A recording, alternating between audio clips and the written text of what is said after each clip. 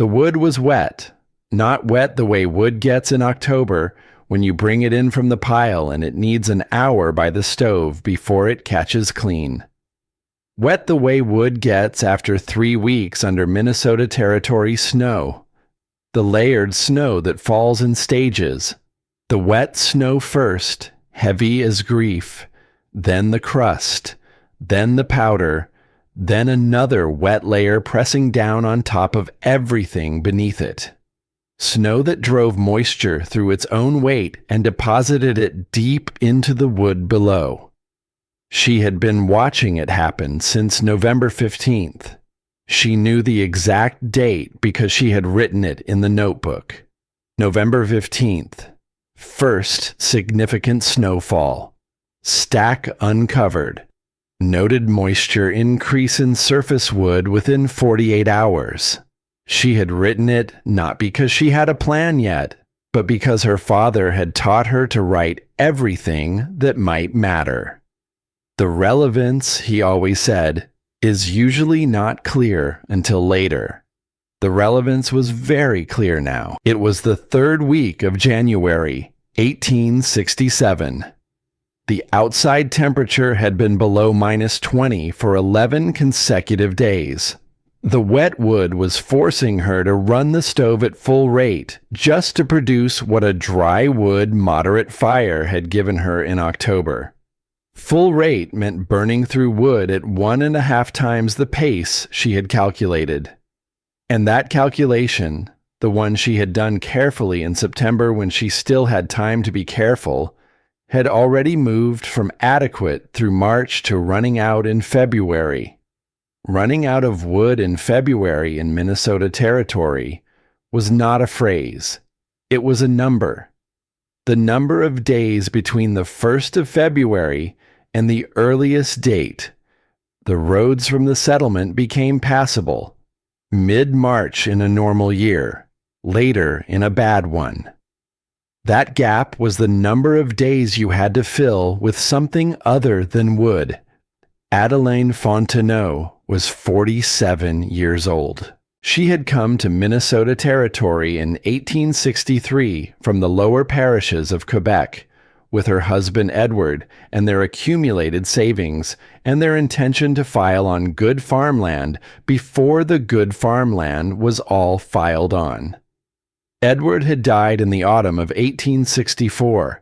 The fever that moved through the river bottoms in fall, quiet and indiscriminate, taking men who had survived far harder things. She had sat with it for 3 days. Then she had gone back to the work because the work was there and because Edward would have told her to. The claim does not know about me, he would have said, so don't tell it. She had filed the claim herself in 1865. 160 acres of Minnesota black loam prairie, as productive as anything she had known in Quebec, and as cold in January as anything she had experienced in her life. She had managed 3 Minnesota winters since Edward. Not easily, but she had managed them. This 4th winter was different. It had started in November with Harlan Voss. Voss owned the general store in Crow Creek. He owned 2 of the 3 buildings on the main road and held informal notes on several more. He was not the mayor. Crow Creek was too small for a mayor. But he was the man whose opinions settled disputes and whose silence meant approval and whose disapproval meant you would find the next season harder than the last. He had come to her cabin 3 times since Edward died, each time with a different price for the 80 acres along the North Creek line, each time a little lower, each time a little less like an offer and a little more like a conclusion he had already reached. The 3rd time, he had brought Deputy Silas Crane with him. Crane had handed her the paper without expression. Delinquent property tax notice, $23 remaining from the autumn assessment. Deadline, January 15th. If the balance was not paid, the county had authority to move towards seizure proceedings on the affected parcel. $23. Voss had stood in her doorway while she read it, his hat in his hands, patient as January. When she looked up, he had smiled, not unkindly, which was the worst kind of smile a man like that could give. "Winter has a way of changing a woman's mind, Mrs. Fontenot," he said.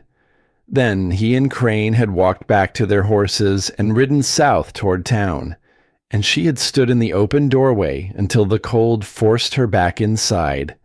That had been November. Now it was the third week of January, and she had 4 days of dry wood remaining, and $23 she did not have, and a wet pile that was costing her a season's worth of heat. She was sitting at the table with the notebook open when she heard the sound at the door. Not a knock. A specific kind of presence. The weight of something alive standing just outside in the cold. She opened the door. The dog was large and black and thin in the way that meant more than one missed meal. His coat was wet through. He was shaking, but not frantically, with the particular controlled shaking of an animal that had decided to endure rather than panic. He looked at her without asking for anything. He simply stood there, in the cold, and waited to see what she would do. Wren appeared from behind her mother's hip. Wren was 9 years old and had her father's eyes and her mother's habit of going quiet when something mattered. She had been quiet for most of November. She looked at the dog for a long moment. Then she looked up at Adeline. "Can he stay?" Adeline looked at the dog. She looked at her daughter. She thought about wood and $23 and Harlan Voss's patient smile. She thought about one more thing that needed her, one more weight in a season that was already overloaded. "He can stay," she said. The dog walked inside and lay down near the stove as if he had always known where it was. Wren sat beside him and put her small hand on his wet back and did not move for a long time.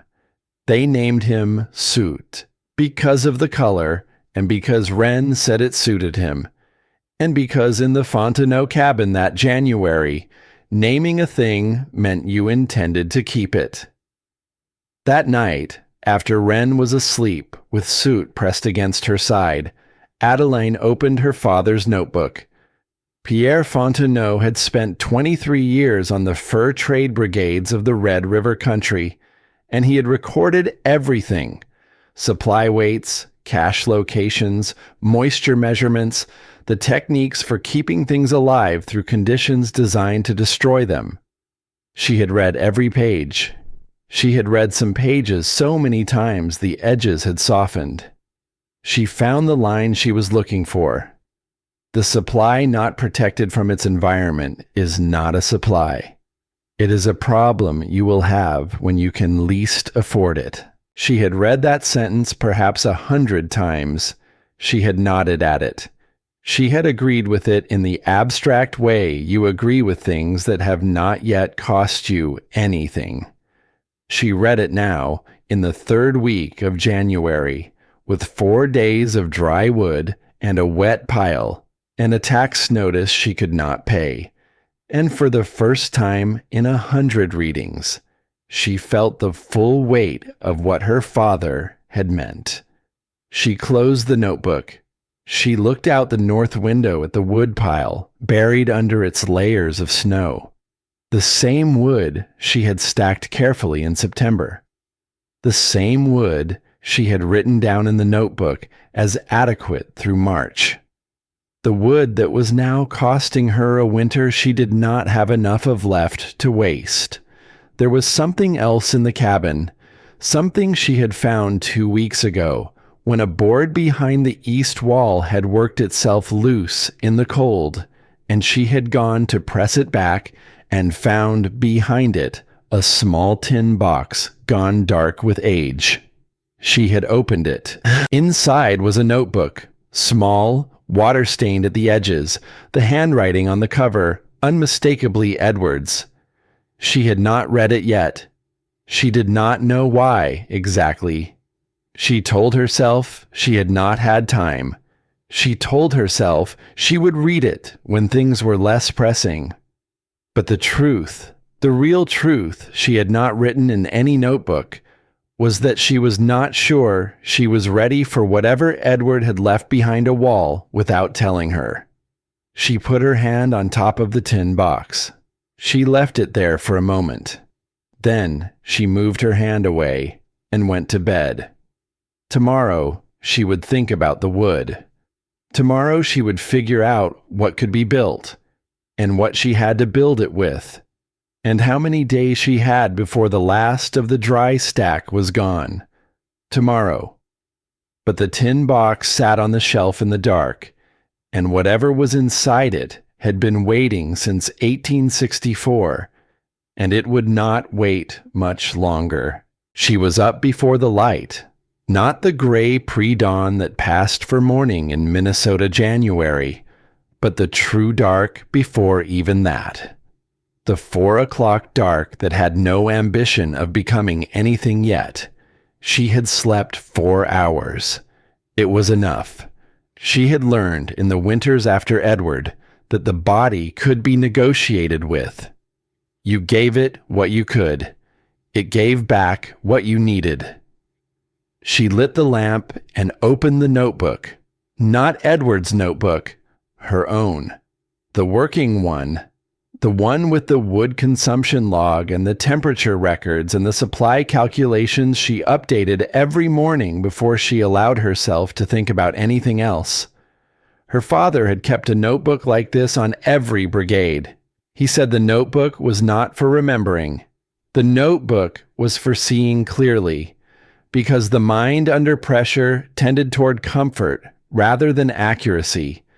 And comfort in January on the Minnesota prairie was a particular kind of danger. She wrote the date, January 19th, 1867. She wrote the temperature, -22, by the thermometer on the north window frame. She wrote, dry wood remaining, inner stack beside stove. Estimated 4 days at current moderate rate. Possibly 3, if temperature drops further tonight as barometer suggests. She looked at that number for a moment. 4 days. She had written it before, in smaller crises, and the act of writing it had always clarified something. Today, it clarified this. 4 days was not a problem that endured patience. 4 days was a problem that required a plan before noon. She heard Wren cough from the back room. It was a loose cough, the kind that had started 3 days ago, and had not gotten worse, but had not gotten better either. Soot was in there with her. Adeline had checked twice in the night and found the dog pressed against Wren's back, steady and warm, and Wren sleeping in a way she hadn't slept since the cough started, deeply, without the small, restless movements that meant her body was fighting something. Adeline did not go in. She let them sleep. She turned back to the notebook and wrote the full arithmetic of where she stood. Wet wood and outer pile, approximately 9 cords. 9 cords at the current full rate consumption of 1.5 cords per week gave her 6 weeks of fuel. 6 weeks from January 19th was the 2nd day of March. The roads from the settlement were passable by mid-March in a normal year.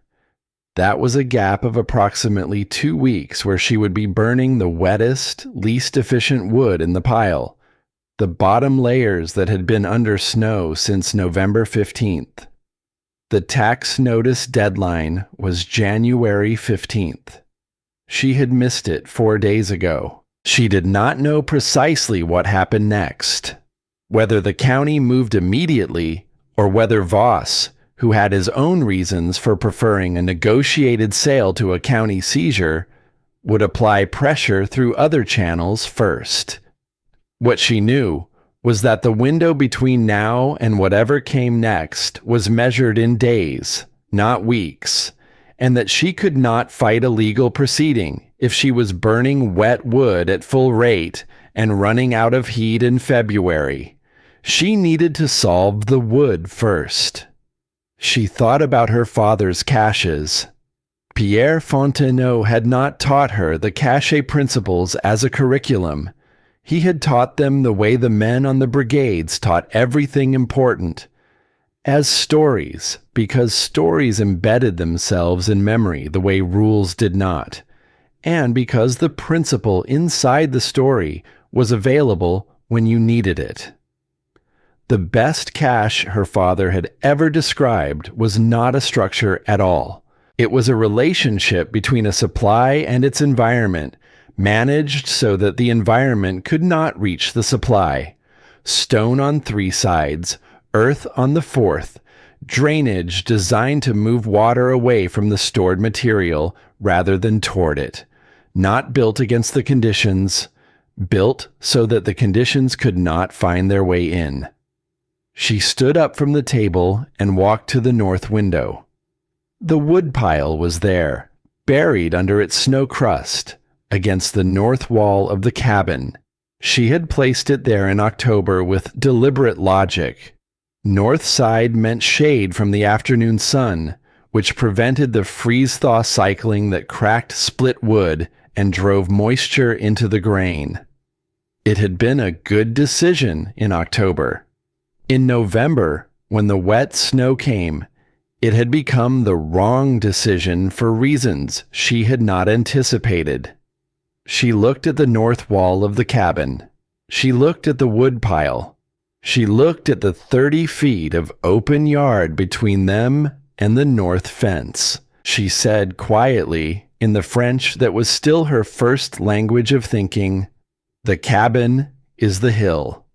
Her father had told her about building a cache against a south-facing hill. Earth bermed on 3 sides, open to the south, the hill itself providing insulation and warmth. She had no hill, but she had the cabin. The north wall of the cabin was the most insulated surface on the property.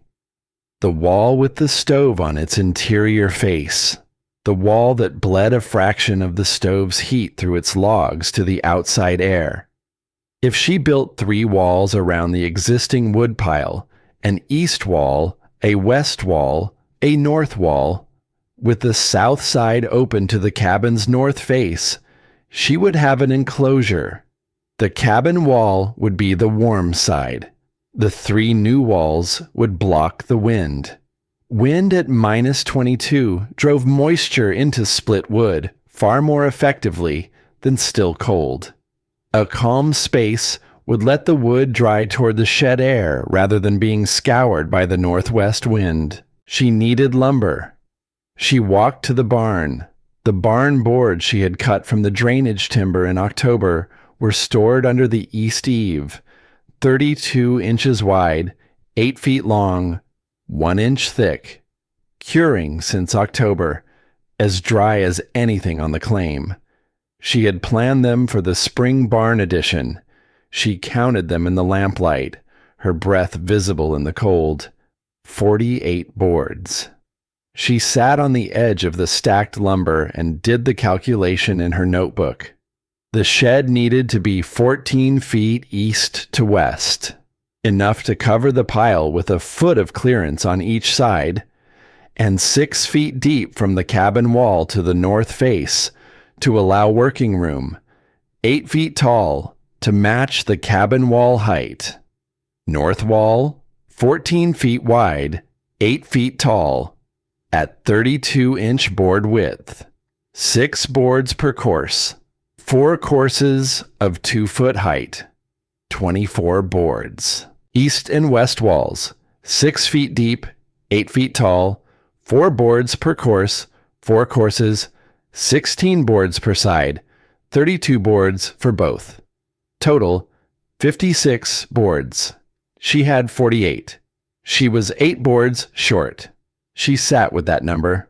Then she stood up and walked to the east side of the property, where the cattle yard fence ran along the boundary. 8 fence boards, 14 inches wide. If she doubled them, 2 boards side by side, she could approximate a full-width course on the east and west walls. It would not be as solid as single-wide boards, but it would be enough to block the wind. She had what she needed. She went back inside. She wrote in the notebook, "Start at first light. Move barn boards to yard side of barn door tonight. Pull fence boards from east cattle yard tonight. Warm clay crock on stove lid before sleep." Clay must be workable at building temperature, not barn cold. Cold clay on cold boards falls off by morning. The shed must be finished in 1 day. She moved the boards. She pulled the fence sections. She set the clay crock on the stove lid and went to sleep. She was awake at first light. The plan was already complete. She had worked it through the night before, board by board, post by post. What remained now was not thinking. What remained was the cold and the work and the January dark that did not commit to becoming morning. The thermometer on the north window frame read -26. She dressed in every layer she owned: the wool underlayer, the flannel shirt, the heavy overshirt, the barn coat, the canvas outer coat, the wool scarf wound twice, and went outside. She carried the first load of barn boards from just inside the barn door to the north wall of the cabin. 8 boards per trip, 3 trips. The boards were heavy with the density of October-cured wood. She stacked them against the cabin's east corner, where the east wall of the shed would begin. She drove the first corner post. The posts were 4x4 timbers she had cut to 8-foot length in September, prepared for the barn addition. 6 posts, 4 corners of the shed footprint, plus 2 mid-span posts on the north wall. She had cut them in September because September was when the ground was soft and the days were long. You prepared what you needed before the moment you needed it, because the moment you needed it was never the moment you had leisure to prepare. The post maul was heavy. She raised it overhead, full arc, full body weight behind the handle, and brought it down on the first post. The maul bounced. She drove again. The post moved 1 inch. She stopped. She had known the ground would be frozen. 3 Minnesota winters had taught her exactly how frozen January ground was. The frost line 3 to 4 feet deep in the open yard. She had also known, from those same winters and from her father's descriptions of building in the Red River country, that the frost varied by location. Ground under an overhang was less frozen than open ground, because the overhang shed the snow, and snow insulated the earth beneath it. She moved to the barn overhang and tested the corner of the proposed east wall position with the maul. 2 inches on the first blow. She drove 3 more times, 8 inches. She drove the test post to 20 inches before it stopped, short of the 24 she wanted, but workable for the load she was asking these posts to carry. She adjusted the shed footprint, moved the east and west walls inward by 2 feet, so the wall lines ran under the barn roof overhang rather than in the open yard. The shed became 4 feet deep instead of 6, 12 feet east to west instead of 14. The wood pile fit, barely, but it fit. She drove all 6 posts in the adjusted positions. The northeast corner took 22 minutes and reached 21 inches. The northwest corner took 19 minutes and reached 22. The mid-span posts came in at 17 and 16 minutes. The north wall corners, the most exposed positions, took 24 and 21 minutes and reached only 18 and 19 inches. Not ideal. Enough. She had been outside for 3 hours. She heard the gate. Matthias Beaulieu came through it the way he came through most things, without announcement, without hurry, without the self-consciousness of a man who was aware of being watched. He was 41 years old, French-Canadian like Adeline, with the physical competence of a man who had done hard work in cold weather for his entire adult life and had stopped noticing it. His claim was 2 miles east along the creek road. He had come past her property the first Monday of every month since 1863. The mutual checking in that French-Canadian settlers in this part of the territory practiced without discussing it, because the Minnesota winter was a condition you monitored rather than assumed was fine. This was not the first Monday of February. It was the 20th of January. He looked at the posts. He looked at the barn boards stacked at the cabin corner. He looked at the fence gap on the east property line where she had pulled the cattle yard boards. He looked at her. "What are you building?" "A shed around the woodpile." He was quiet for a moment. Then, "I'll get the broadaxe from my horse." "I don't need help." "I know you don't." He got the broadaxe. They did not discuss it further. He took the east wall because he could read a building site. He understood, without being told, which wall needed to go first, which board sequence would make the doubling work, how to angle the fence boards behind the barn boards so the two layers pressed against each other rather than gapping. Adeline took the west wall. They worked in parallel, in the silence of two people who understood what needed to happen and had no time to spend on conversation that wasn't the work. The east wall boards went up in ascending horizontal courses, bottom first, each board overlapping the one below by 2 inches, doubled on the middle and upper courses where the wind pressed hardest.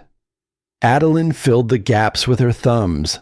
The clay warmed on the stove lid since last night and still workable in her coat pocket, applied to boards that were barn warm before she brought them outside. Cold clay on cold boards fell off. Warm clay on barn warm boards adhered before the cold reached it. Her father had told her this. She had filed it away and never needed it until today. It was 11 in the morning when she heard the sound of horses on the road. She did not stop working. She heard the horses stop at the gate. She heard the gate open. Harlan Voss walked across the yard with 3 men from town behind him. Clem Rafferty from the feed store, young Dane Purcell who worked the livery, and a man she didn't recognize, passing through Crow Creek on his way somewhere else and therefore available for an audience. Voss stopped 10 feet from where she was working and put his hands in his coat pockets and looked at the shed taking shape against the cabin wall. He looked at it for a long time. Then he looked at Matthias, who had stopped working and was watching him from the east wall with an expression that communicated nothing. Voss reached into his pocket and produced a coin. He held it up between his thumb and forefinger so the 3 men behind him could see it clearly. $10, he said, to no one in particular. Says the Fontenot widow is out of wood before the 1st of February. Rafferty laughed. Purcell looked at the shed and didn't laugh. The stranger watched with the mild interest of someone observing weather. Adeline picked up the next board. She fitted against the course below. She drove the first nail. Voss watched her for another moment as if the response was what he had come for. When she drove the second nail without looking up, his mouth moved in the way mouths move when the expected thing doesn't happen. He put the coin back in his pocket. That structure doesn't have a county permit, he said. She drove the third nail. $15 for the filing fee, or it comes down. She drove the fourth nail. The board was set. She reached for the next one. Voss stood in the yard for a few more minutes. Then he and his 3 men walked back to the gate and rode south toward town. Matthias waited until the sound of the horses was gone. Then he went back to the east wall without comment. They finished the east and west walls by 3 in the afternoon. The north wall went up in the last light. Single-course barn boards without the doubling because the fence boards had gone to the sides, and she was building the north face from what remained. She applied the clay to the north wall gaps in the near dark, pressing her thumbs into the gaps and holding until the clay began to stiffen. She drove the last nail at 10 minutes before 5. Matthias walked around the shed once. He pressed his hand to the north wall. He pressed it to the cabin's north face, the south wall of the shed. He held his hand there for a moment. "You'll get temperature differential from the cabin wall," he said. "That's the principle." "Your father's cash principle." "Yes." She looked at the shed. Rough boards, clay-chinked gaps, 6 posts that hadn't wanted to go in. Not beautiful, not permanent. Done. He would have said I built it 3 weeks late. Matthias said nothing for a moment. Then, he would have been right. He left at dusk.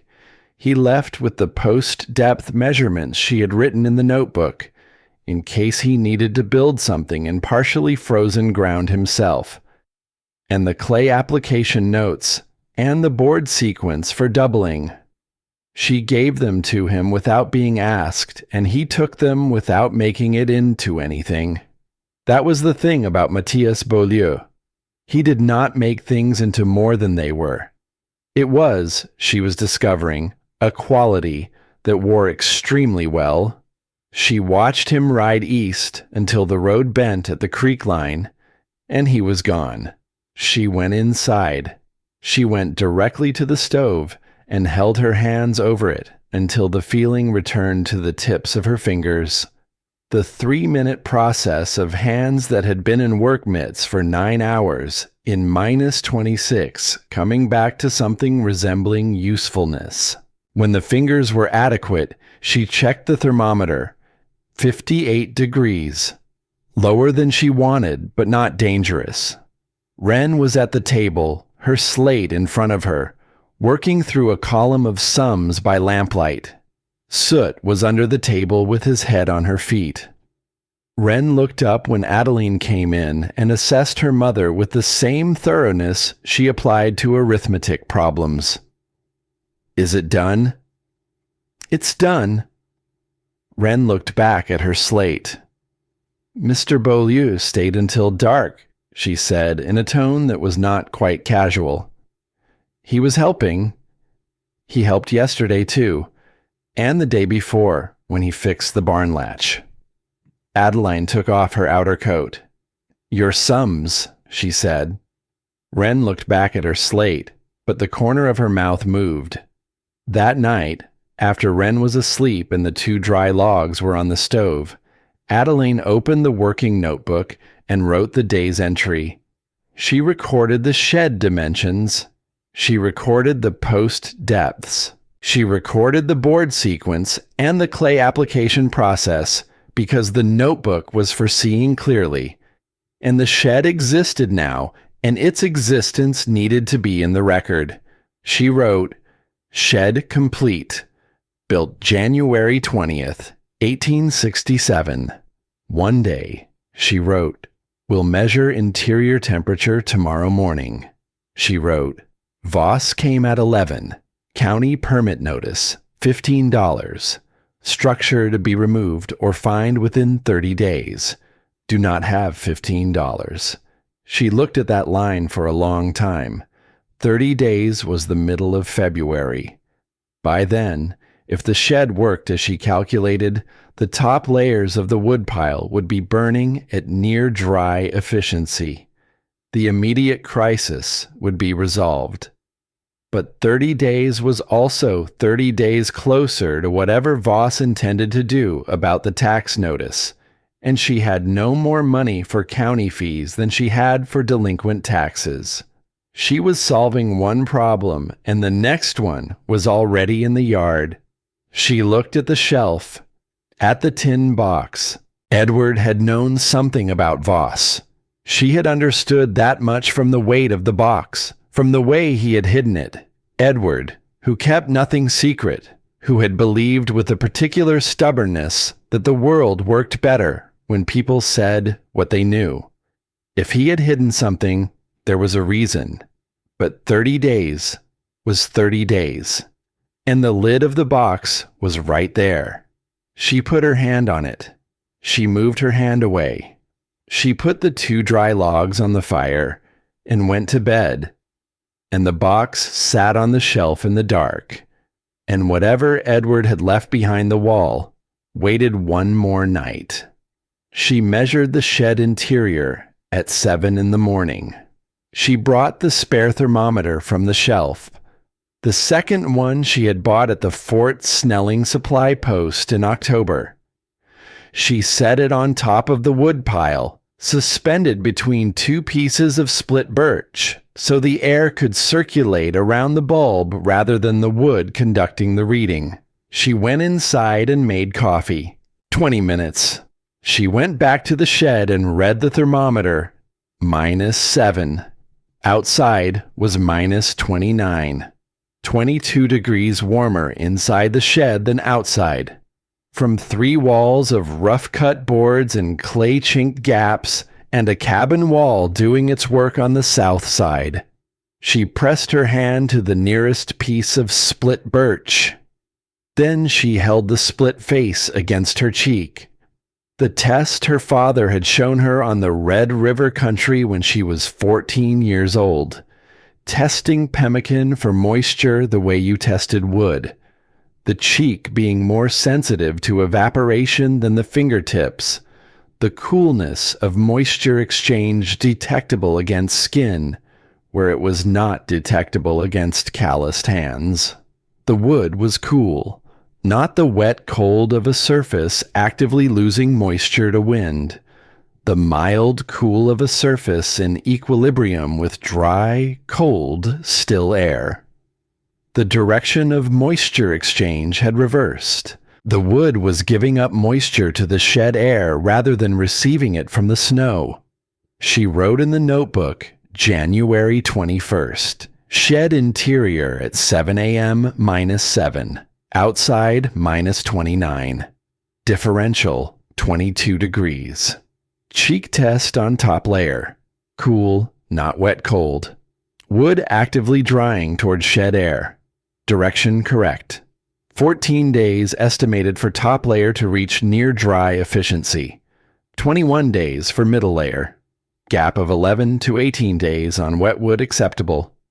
The shed is working. She closed the notebook. She stood in the shed doorway for a moment, in the -7 air that was 22 degrees warmer than the yard, and looked at the wood that was, slowly and correctly, becoming fuel again. Wren appeared at the cabin door, wrapped in the heavy quilt, soot pressed against her legs. She looked at her mother standing in the shed doorway, and then at the thermometer. What does it say? -7. Wren considered this. And outside? -29. Wren was quiet for a moment, doing the arithmetic without being asked. 22 degrees warmer, she said. Yes. From just the walls?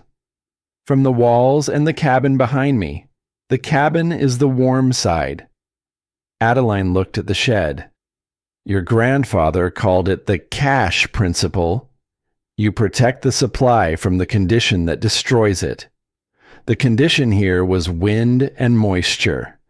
The shed blocks the wind. The blocked wind lets the moisture move in the right direction. Wren looked at the shed with the expression she used for things she intended to remember. Can I write it in my notebook? Yes, Adeline said. Write exactly that.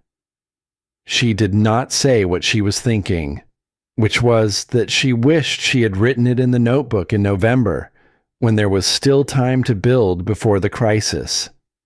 She had learned the principle at 13. She had needed it at 47. The gap between knowing and doing. That was the thing her father's stories had always been trying to close. She went inside to make breakfast. The tin box was on the shelf where it had been all night. She looked at it. She looked away. She made the porridge and cut the bread and called Wren in from the cold. And the morning went forward the way mornings did, with the work that was there and the problems that were waiting. But the box would not wait much longer. The first week of February came in quiet, not peaceful quiet.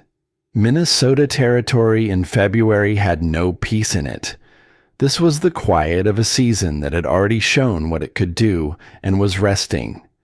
The held breath quiet of cold that had settled so deep into the ground and the timber and the walls of every structure on the prairie that the cold itself had become the normal condition, and anything warmer than -15 felt, briefly, like mercy. Adeline had been burning shed-dried wood for 4 days. She had pulled the first load from the top layer on February 3rd, held the split face against her cheek in the shed doorway, felt the mild cool rather than the wet cold, and carried it inside without ceremony. She had loaded the stove and reduced the draft from full rate to 3/4, and stood in the cabin and watched the thermometer. By noon, the room was 61 degrees at 3/4 draft. 2 degrees less than full rate had produced in October with dry wood. Close enough. Better than February with wet wood had any right to be. She wrote in the notebook, February 3rd.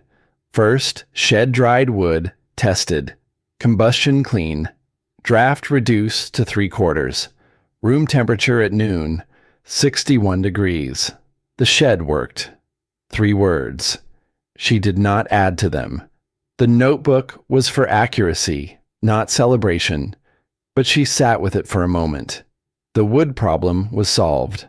Not permanently, not forever, but for this winter. The middle layers were drying on schedule. By February 15th, she would be at moderate rate with adequate supply through April. The arithmetic that had looked like catastrophe on January 19th had become manageable. She had made it manageable with rough boards and fence planks and clay from a crock and one very cold day. She allowed herself that moment. Then she turned the page and wrote the next problem. County permit notice, $15 filing fee. Deadline, mid-February. Current funds, $3.40.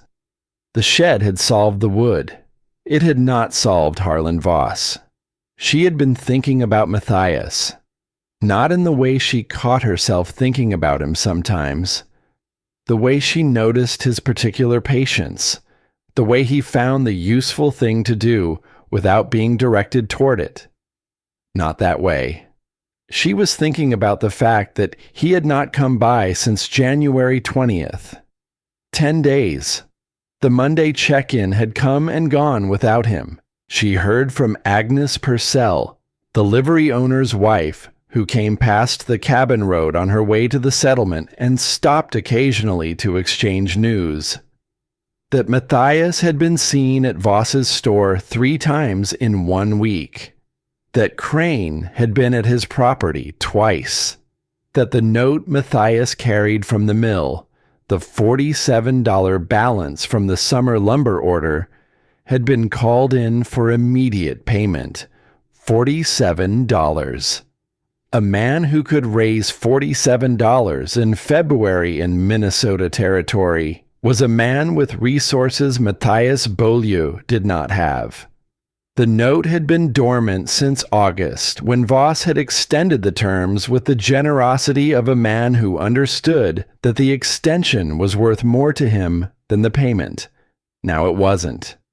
Adeline wrote in the notebook, M has not come by.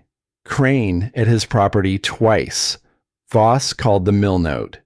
$47, immediate. He will not come while the note is active. She did not write what this cost her. The notebook was not for that. What it cost her was this.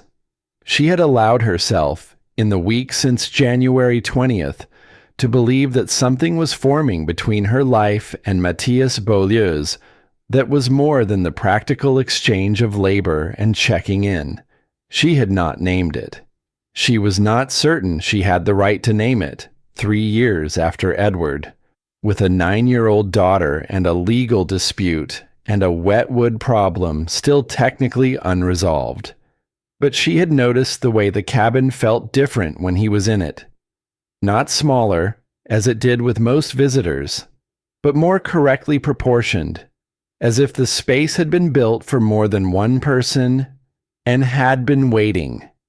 She had noticed Wren noticing.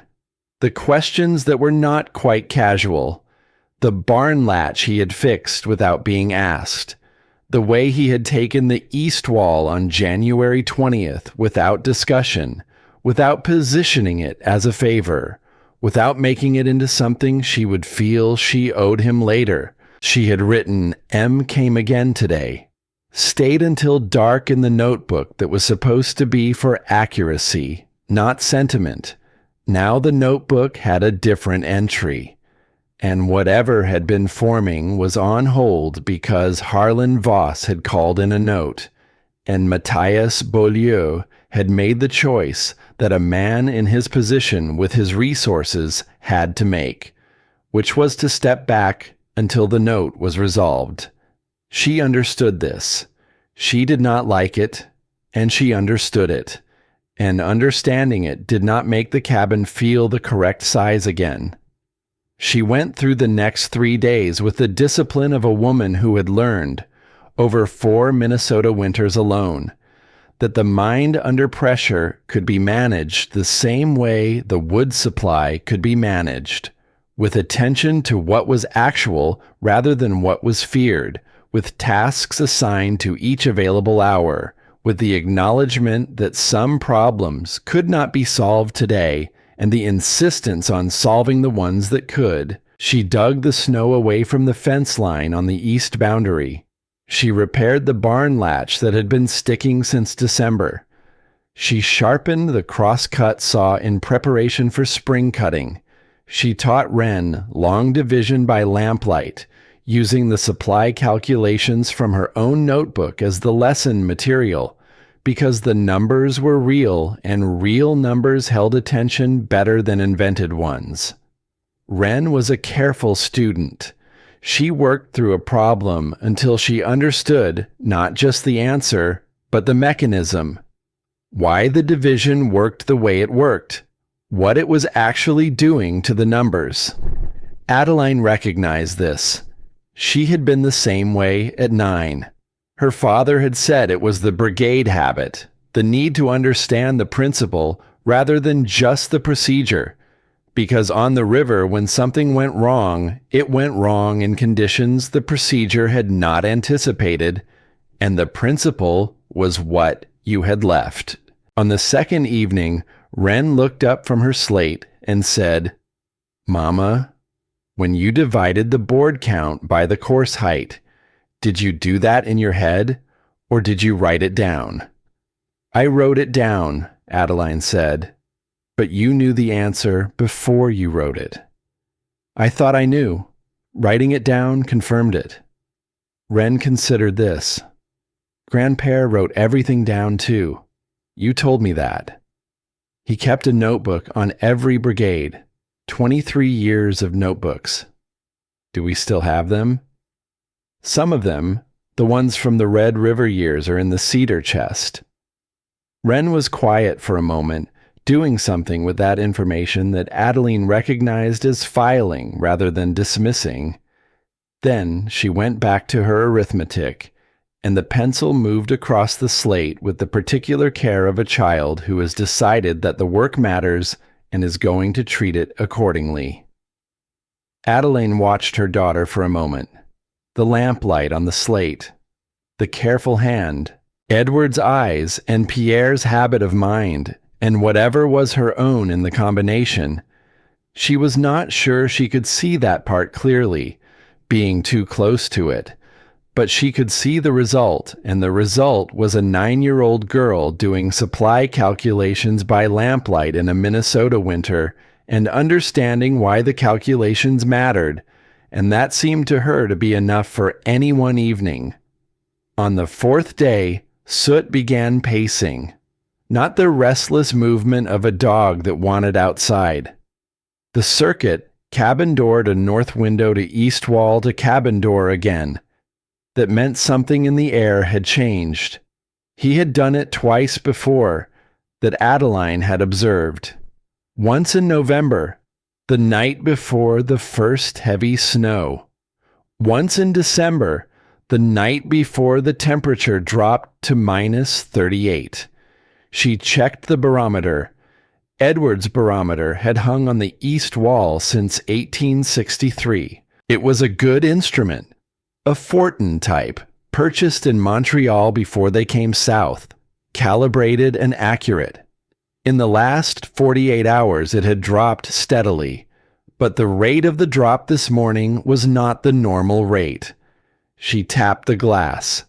The needle held where it was, which meant the reading was genuine and not a sticking mechanism. She looked out the north window at the sky. The sky was the color she had no precise word for in English. The yellow-gray of old bruising. The light that happened when the clouds above were so dense that the warmth was filtered out, and what arrived on the ground was a kind of illuminated absence. The trees along the creek line to the north were completely still. The stillness of air that had stopped moving because something was about to make it move very fast in a different direction. She had seen this sky once before, the winter of 1863 to 1864, their first Minnesota winter, when she and Edward had not yet learned to read the territory signals. That storm had taken the roof off the Brower family's barn 2 miles north, and driven the temperature to -41 by morning. She thought about the town. She put on her coat. But before she left, she stood at the table a moment longer and opened the tin box. She had been circling it for 3 days now. The weight of it, the sense of Edward's handwriting waiting inside, had been a presence in the cabin she could feel from across the room. She opened the lid. She lifted out the small notebook. She sat down. It took her 40 minutes to read every page. Edward had been careful. That was the word that came to her over and over as she turned the pages in the lamplight. He had been a careful man in all the ways she had loved him for. Careful with his words, careful with promises, careful with the feelings of other people. And here, in a notebook hidden behind a loose board in the east wall, he had been careful in the way that mattered most. He had written down names and dates and dollar amounts without interpretation or embellishment, because the facts were sufficient, and the facts were what a careful man gave the people who would need them after he was gone. 4 families. She knew 2 of them. The Hartwells she had passed on the road in the autumn of 1864. A family of 5 moving east with a wagon that held less than she expected. She had thought then that they were moving on because Minnesota winters were harder than they'd imagined. She had not known about the delinquent tax notice, or the storm that had kept the roads closed, or the $60. The Browers she knew only as a name in the settlement's informal memory. The family whose barn had lost its roof in the storm of 1864. The family who had gone back east afterward. She had understood this as defeat by weather. She had not understood it as something that had been arranged. Edward had written in his careful hand, "Pattern confirmed. 3 occurrences in 2 winters. Timing not coincidental. Tax mechanism used as lever. Storm as accelerant. Creek access as ultimate object. She read that last line twice. Creek access as ultimate object. The creek that ran along the north edge of her property. The creek that fed water to 3 other claims in the valley. The creek that whoever owned the North Acres controlled. She thought about Voss at her door in November, patient as January, with his delinquent tax notice and his smile. She thought about the $23 she didn't have.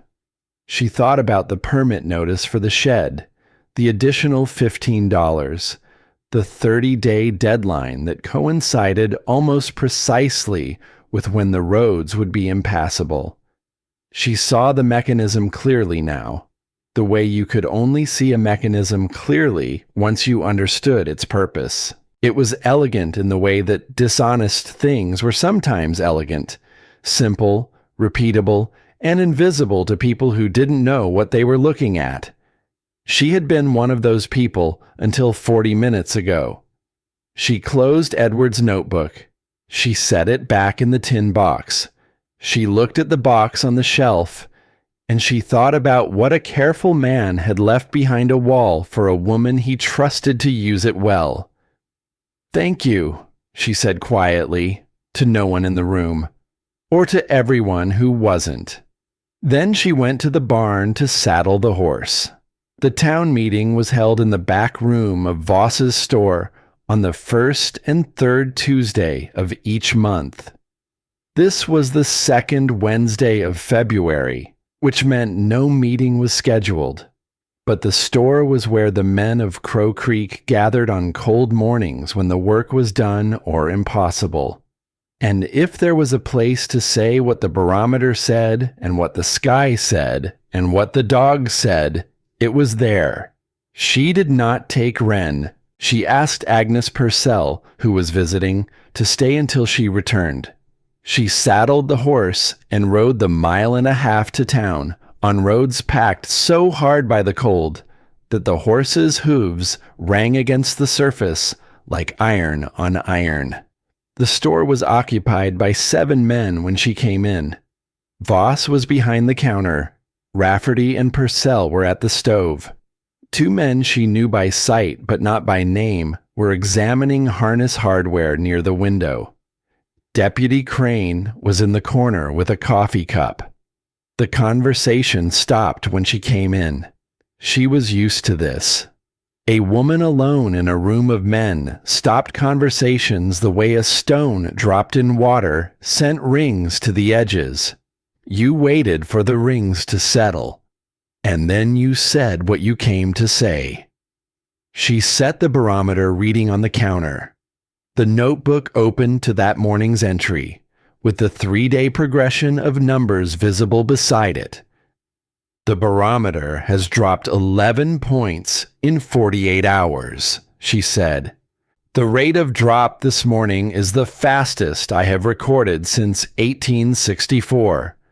The sky to the northwest is the color that precedes a significant pressure system. I believe we are looking at a major storm. I believe it will arrive within 36 hours, possibly less. Silence. Then Voss smiled, not the patient smile he used at her cabin, but the smile of a man in his own territory addressing an audience he was confident of.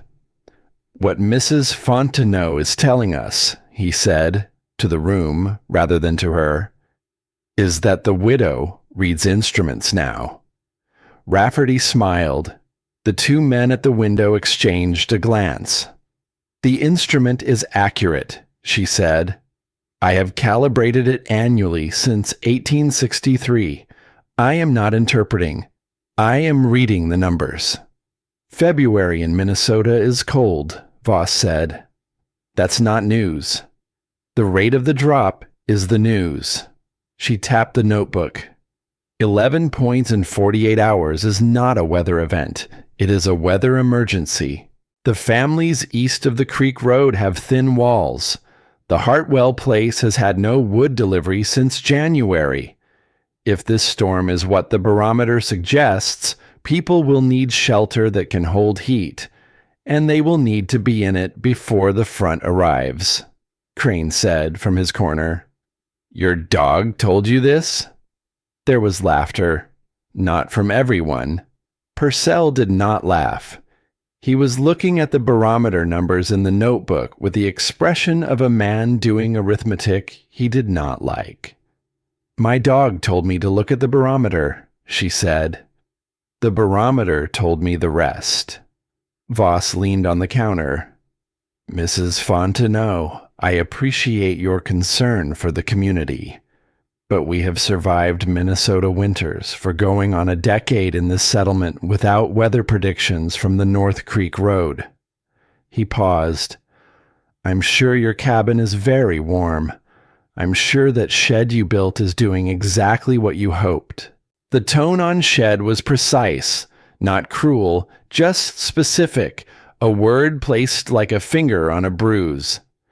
"But the weather management of Crow Creek is something we have handled before." She looked at him. She thought about the tin box on the shelf at home. She had opened it 2 nights ago. She had read every page. She thought about the Hartwell name in Edward's notebook. The Hartwell family, who had sold their North 40 acres to Voss in the winter of 1864 for $60 after a delinquent tax notice had arrived in January, and a bad storm had kept the road closed until March. $60 for land that the creek access made worth $400.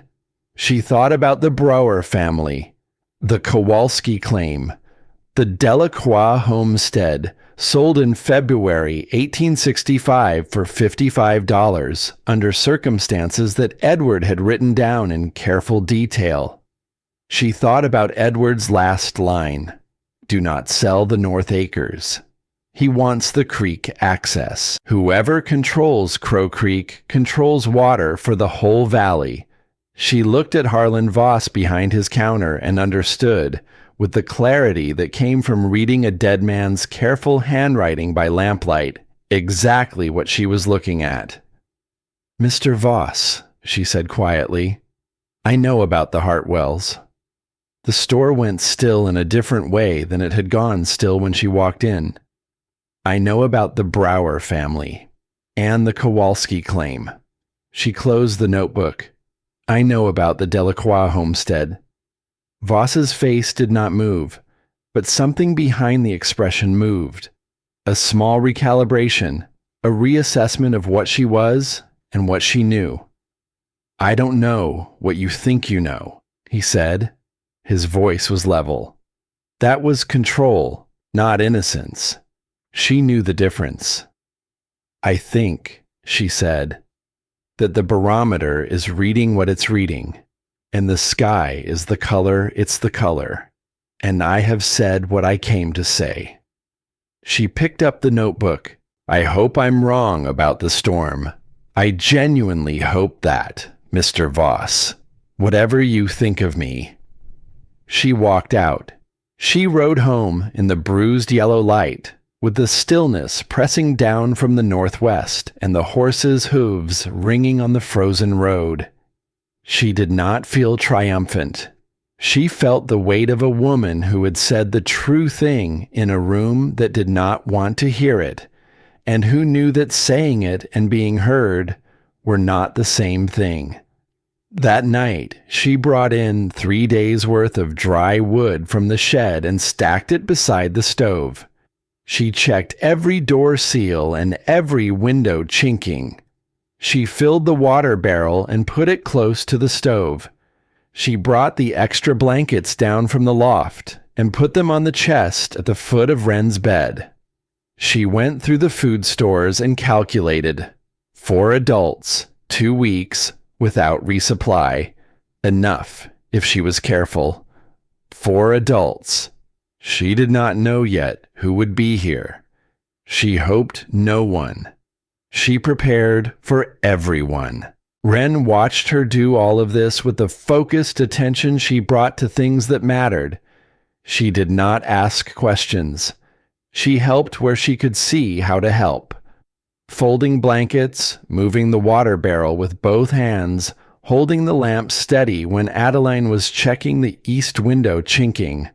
When everything was done and they were sitting by the stove in the 8 o'clock dark, Wren said, "Is it going to be bad?" "I think so."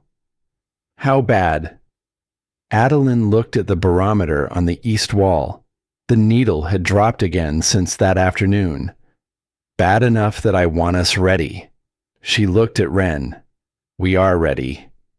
Wren was quiet for a moment. Then, "Mama, will they die? The people who laughed at you in the store?" "Not if they're smart," she said. "The Purcells have a good stove and enough wood. The Reverend's church is solid. Some of them will have trouble. How much trouble depends on choices they haven't made yet. Will we help them?" Adeline looked at her daughter. 9 years old, Edward's eyes, the kind of question that already knew its answer and was asking for confirmation rather than information. "Yes," she said. "If they come, we help them." "Even Mr. Voss?" She looked at the fire for a moment.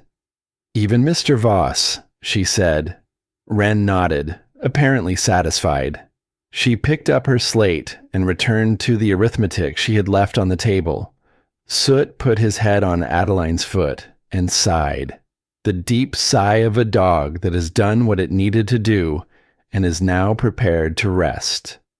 The barometer dropped 3 more points before midnight. The storm arrived the following evening at dusk. The first sign was not wind but sound, a low harmonic in the eaves that was not wind yet, but was the pressure preceding wind, the atmosphere announcing itself before the main force arrived. The wind came at 7. It did not arrive gradually. It arrived as a wall, a complete and immediate replacement of one condition with another. One moment the night was cold and dark and still. The next moment it was screaming, not howling. People said wind howled. This did not howl. It screamed, and beneath the screaming it shrieked, a pitch just above what the ears expected and just below what they could bear. The frequency of air moving at 60 miles an hour through the narrow geometry of cabin eaves and fence lines and the frozen creek corridor to the north. It was a sound that felt personal. The temperature outside had been -29 when the wind started. Wind at 60 miles an hour against -29 did not produce a temperature. It produced a condition. The condition was that unprotected skin began to freeze in under 4 minutes. The condition was that a fire that had kept a room at 60 degrees and still cold could not keep the same room above 50 in the wind that found every gap in every wall. Inside the cabin, the stove burned. 63 degrees. Adeline had known the wood was dry. She had dried it herself, had measured it against her father's principles, had confirmed the result with a spare thermometer and her own cheek in 3 weeks of daily notebook entries. The stove did not struggle tonight. It held the room at the temperature she set it to hold. Wren was at the table with her slate and her arithmetic. Soot was by the door. The dog had been by the door since 7 o'clock, not pacing now, but stationed, his large black body positioned between Wren and the door, his head up, ears forward, listening to something in the storm that Adeline could not parse from the general scream of the wind. At 7:30, he moved to the door and stood directly in front of it and looked at Adeline. She heard it a moment later, under the wind, under the shrieking in the eaves, knocking. 3 strikes. Deliberate, hard, the knock of a fist and not a branch. She opened the door. Matthias Beaulieu stood in the doorway with snow packed into every fold of his clothing and his eyebrows white with ice, and his face in the early stages of the gray-red that meant the blood was fighting for territory. He was holding something in his right hand. His left hand was against the door frame for balance. She pulled him inside. He stood in the middle of the room, dripping ice water, while she pushed the door shut against the wind. Wren jumped up from the table. Soot put his nose against Matthias's hand, the one holding the thing, and then stepped back. Adeline looked at what he was holding. A leather purse. He held it out to her. She took it. It was heavy in the way money was heavy. Coins, not paper, the weight of metal rather than the weight of promise. $47, he said. His voice was thick with cold. I sold the horse. A pause. Voss can have his money. I'm done being afraid of him. She looked at him, covered in ice, half frozen, standing in her cabin on a night when no reasonable person was outside, having ridden 2 miles in a blizzard on a horse he had just sold to pay off a note that had been used against him because of her. She put the purse on the table. Sit down, she said. I'll get the coffee. He sat. Wren brought the extra blanket from the chest without being asked and put it around his shoulders. He looked at her with the surprised expression of a man who had expected logistics and received kindness. Thank you, Miss Wren, he said. You should have come sooner, Wren said. We have enough wood. Matthias looked at the stove, at the 63 degrees on the thermometer, at the stack of dry wood beside it. He looked at Adeline. You solved it, he said. 2 weeks ago. He was quiet for a moment. I should have been here. You're here now. The wind screamed in the eaves. The stove held. Adeline poured the coffee and did not say anything further about the $47 or the horse or the 2 weeks he had not come, because the notebook was for accuracy and this room was not the notebook. And some things did not need to be written down to be understood. At 8 o'clock, Soot went back to the door. At 10 minutes past 8, the knocking came again. Harder this time, or more desperate, or both. She opened it. A woman she did not know well. Hetty Voss, Harlan's wife, in a coat that was good quality and entirely inadequate for tonight, stood on the step with a child in her arms. A boy. 6 years old, she would learn later. Thomas. His lips were the color that lips were not supposed to be. Behind Hetty Voss, visible in the lamplight that fell past Adeline into the snow, were 2 shapes that resolved into men, neighbors from the east side of the creek road, whose names she knew, whose faces she had seen at the monthly meetings, who had sat in Voss's store that afternoon and not laughed and not helped either. Please, Hetty Voss said. One word, the full weight of the night in it. Adeline stepped back from the door. Come in, she said. Get warm. She said it without hesitation, without the pause that would have made it into something, into a statement, into a verdict, into the moment where she chose grace and the choice was visible. She said it the way she said the temperature reading in the notebook as a plain fact of what was happening. The Voss family came in. The 2 men from the Creek Road came in. At 8:30, Reverend Elias Pruitt knocked, alone, his coat frosted solid, his church not holding heat the way he had believed it would. He came in without speaking. He sat in the chair by the east wall and put his hands on his knees and looked at the floor. At 9 o'clock, Deputy Silas Crane knocked, already moving wrong. The stiff, over-deliberate movement of a man whose legs were colder than they should be.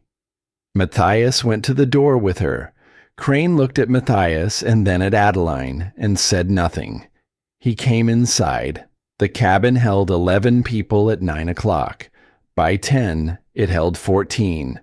By 11, 16.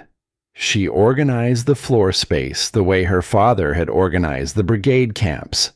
The most vulnerable at the center nearest the stove, children and the most cold-affected adults closest to the heat. The adults who could regulate their own warmth at the perimeter where the cold came through the walls in slow, persistent waves. She distributed blankets.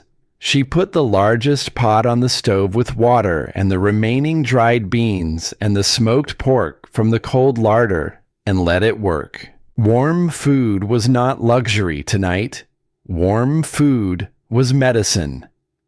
Matthias moved through the room doing the things that needed doing without waiting to be directed, stabilizing the man from the creek road whose hands were gray at the tips, finding the extra firewood in the back of the shed when she sent him, heating water in the second pot, keeping the door clear so it could open when the next knock came.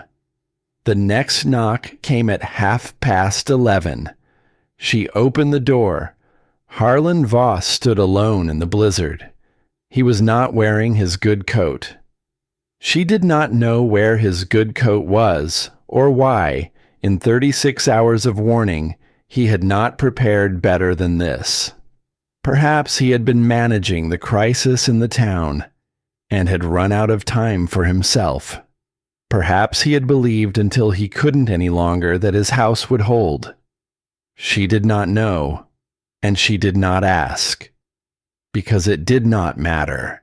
He stood in her doorway in a coat that was not enough, and he looked at her, and then he looked past her at the room, at his wife, who had Thomas asleep against her shoulder, at Reverend Pruitt against the east wall, at Crane by the stove, at the 16 people in a cabin that was warm because a woman he had tried to ruin had dried her wood in a shed he had told her to tear down. He opened his mouth. Nothing came out. She had waited 3 years. In some part of herself she did not acknowledge in the notebook. For this. Not for his ruination. She had not wanted that. But for the moment when he could not pretend anymore. When the arithmetic of what he had done, and what he was stood in her doorway, and could not be managed or repositioned or reframed.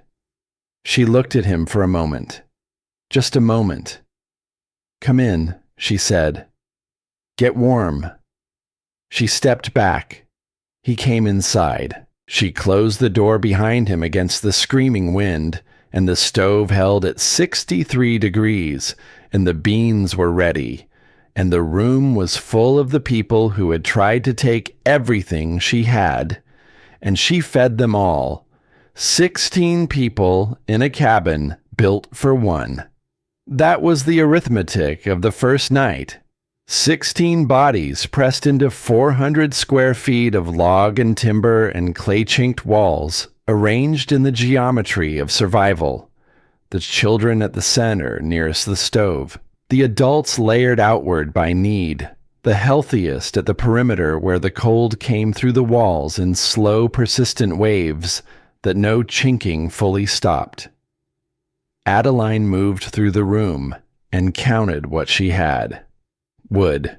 3 days in the inner stack, more in the shed. Adequate. Food. The bean pot on the stove, the smoked pork, 2 loaves of bread, a half sack of cornmeal, dried apples from the cellar.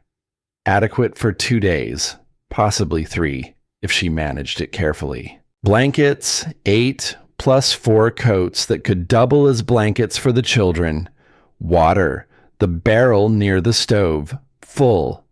She made the assignments the way her father had made camp assignments on the brigade, without discussion, because discussion in a crisis cost time that the crisis was already spending.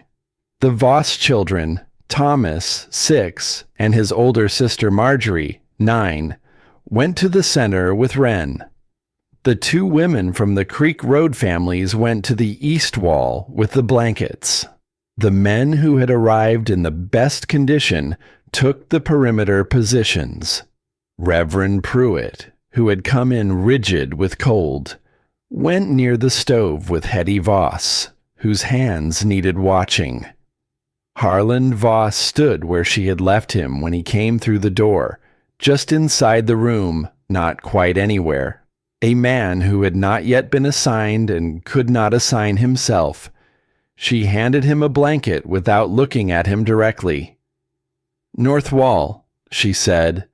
"It's the warmest." He took the blanket. He went to the north wall. Matthias had the bean pot off the stove and was ladling it into the cups and bowls she had set out. Every vessel in the cabin, 8 cups and 4 bowls, and 2 tin plates used as bowls. Not enough for 16, but enough for the children first, and then the adults in rotation. She watched him move through the room and understood that he had done this before. Not this specific thing, but the management of a crisis in a small space with limited resources. The competence of a man who had grown up in conditions that taught you how to make what you had reached further than it should. Thomas Voss had not spoken since he came in. He was not crying. He was sitting against his mother's side with his hands wrapped around a cup of warm broth that Wren had brought him, looking at the middle distance with the expression of a child whose body had been through something the mind was still processing. His lips had come back to a normal color. That was the important thing. Soot went to him at midnight. Adeline watched it happen. The dog moved through the crowded room with the deliberateness of an animal that understood the space was different than usual and was navigating accordingly, stepping over legs, moving around the Reverend's outstretched feet, finding the path to the boy without disturbing the people between them. He settled in front of Thomas and put his large head on the boy's knee and looked up at him. Thomas looked down. He looked at the dog for a long moment. Then he took one hand off the cup and placed it on Soot's head, tentatively at first. The way you touched something you were not sure was real. Soot did not move. He held perfectly still under the boy's hand with the patience of an animal that understood what was needed and was prepared to provide it for as long as it took. "Soft," Thomas said. One word. Very quiet. But the room heard it. Or the part of the room that was awake heard it. Which was most of it, because very few people were sleeping yet. Wren was beside Thomas within seconds, sitting cross-legged on the floor. "His name is Soot," she said. "He came to us in November. He was cold too." Thomas looked at her. "Did he get warm?" "Yes," Wren said. "He got warm very fast." Thomas looked back at Soot. He moved his hand in a slow stroke from the dog's ears toward his shoulders. Soot sighed. The deep, complete sigh of an animal at rest with the world as it currently was. Marjorie, Thomas's older sister, had not cried since she came in. She sat beside her mother with her knees pulled to her chest and watched Wren teach her brother to pet the dog. After a while, she said quietly, to no one in particular, "Our dog died last spring." Wren looked at her. "I know," she said, though she didn't. "I'm sorry." Marjorie nodded. She did not say anything else, but she moved a few inches closer to where Soot was lying, and eventually she put her hand on his back beside Thomas's, and the dog held still for both of them. Something in the room shifted, not dramatically, not all at once, but the tension that had been present since Harland Voss walked through the door, the tension of people who had done wrong in the same space as the person they had done it to, eased a degree, not resolved, eased. The way a rope eases when the load it's carrying is redistributed rather than removed. Hetty Voss looked at Adeline across the room. "Thank you," she said, quietly, without theater, the plainest two words available for what she meant. Adeline nodded. She went back to the stove. The first night was managed in shifts. Matthias took the first watch, door and stove, making sure the fire held and anyone who arrived late could get in.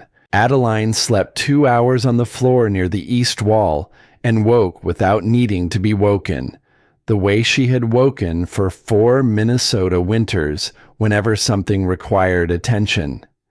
She took the second watch.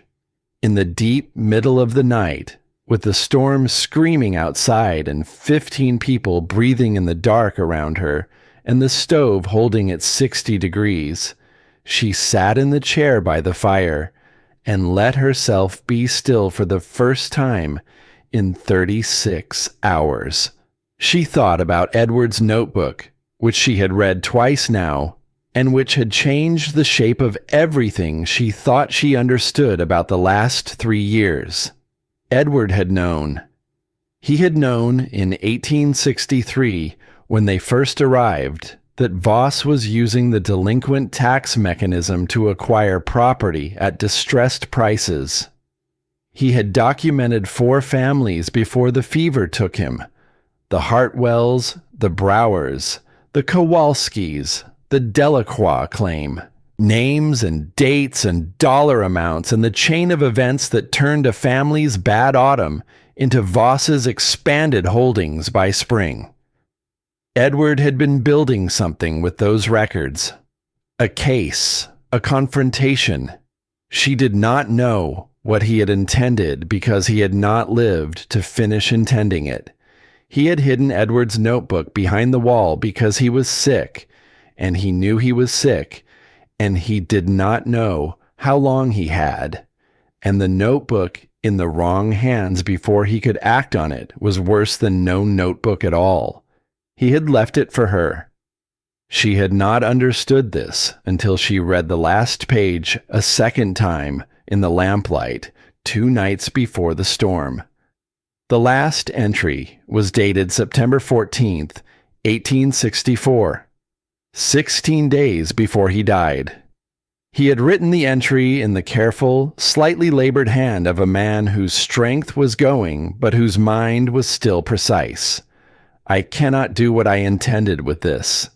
If you are reading it, I have run out of time. I am sorry. I wanted to protect you from having to know this, but the information is more use to you than the ignorance, and you will know what to do with it better than I would have. You always knew what to do. I was just stubborn enough not to say so while I was alive. Do not sell the North Acres. He wants the creek access. Whoever controls Crow Creek controls water for the whole valley. The supply not protected from its environment is not a supply. Your father taught you that. I think it applies to more than wood. She had sat with that for a very long time. The sentence about her father's principle. Edward had written it in his last notebook entry, at the end of a page full of property records and dollar amounts and dates. The driest possible accounting of human dishonesty. And somehow it was that last sentence that had broken her open. Not the grief of reading his handwriting, though that was present. Not the anger at what Voss had done, though that was also present. It was the knowledge that in his last weeks, when he was sick, and he knew he was sick, Edward had been thinking about her father's principle and its broader application, and had understood something about it that she was only now, 3 years later, sitting in a chair by the stove with 15 people breathing around her, finally understanding herself. The principle was not about wood.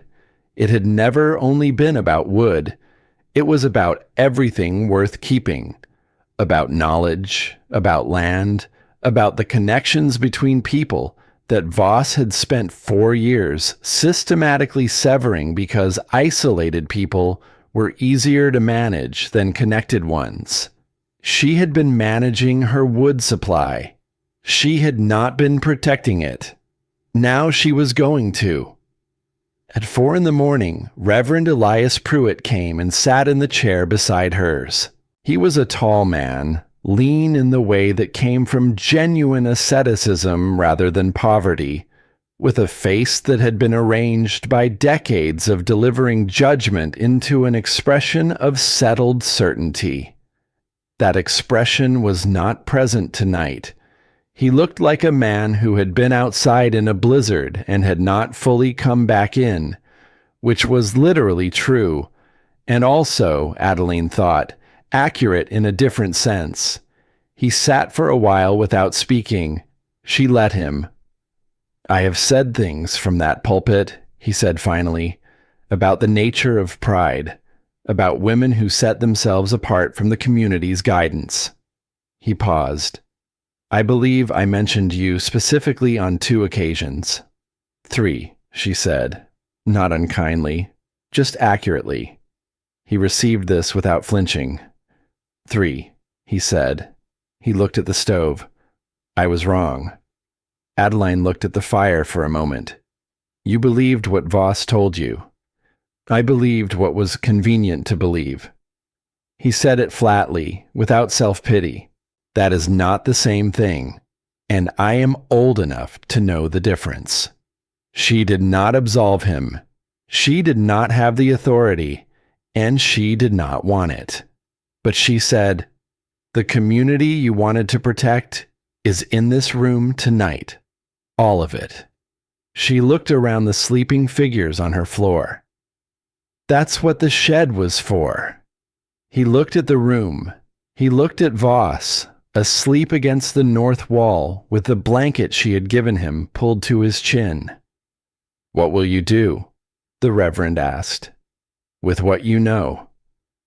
"I'll go to the county clerk," she said. "When the roads open, I'll bring Edward's notebook and the documentation, and I'll file a formal complaint. I'm not doing it for revenge.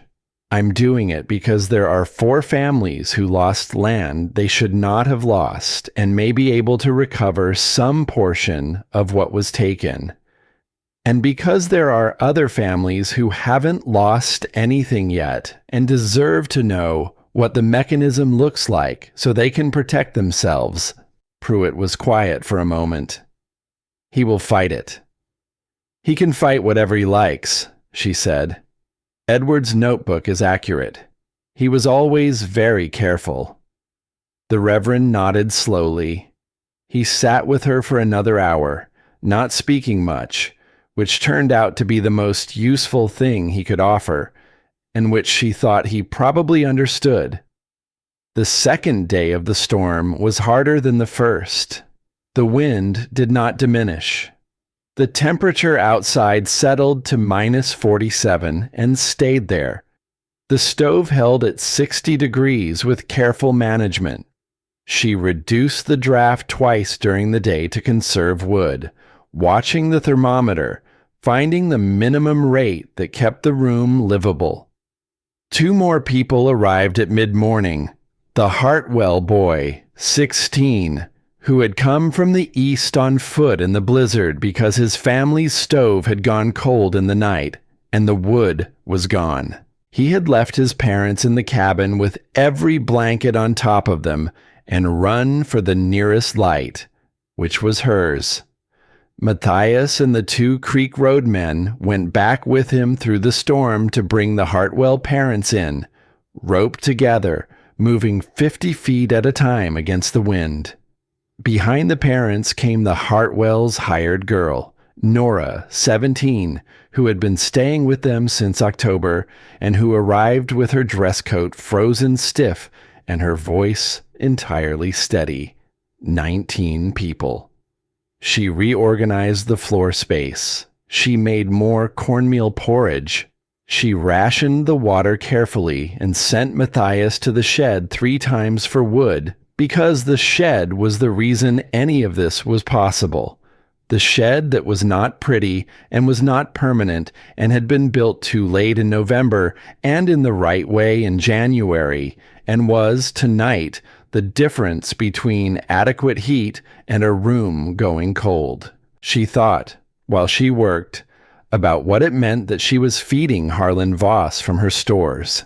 She had enough food for 2 weeks for 4 adults if she was careful. 19 people for 3 days was a different arithmetic entirely. She inventoried what she had left. The smoked pork was nearly gone. The cornmeal would last 2 more days at current rate. The dried beans in the cellar.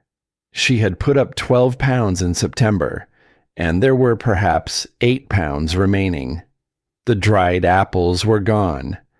She had a sack of oats she had been saving for the horse, who was now at the Beaulieu claim, or wherever Matthias had sold him, and she could make porridge from that. She could also ask for help. This was not a thing that came naturally to her. She had managed 4 Minnesota winters and 3 years of legal harassment and a wetwood crisis on her own terms, and asking for help had not been part of any of those solutions. But 19 people was not a problem she had the stores to solve alone. She looked at the room. At the Creek Road, men who had come in with Hetty Voss and who were, she knew, decent men who had simply been afraid of Voss's opinion. At Clem Rafferty, who had laughed at the coin toss in the yard, and who now sat against the south wall with his coat over his shoulders, looking at no one. At the Hartwell father, who had built his claim with his own hands, and whose stove had gone cold because no one had told him about cache sheds. She went to Rafferty first. "Clem," she said. He looked up.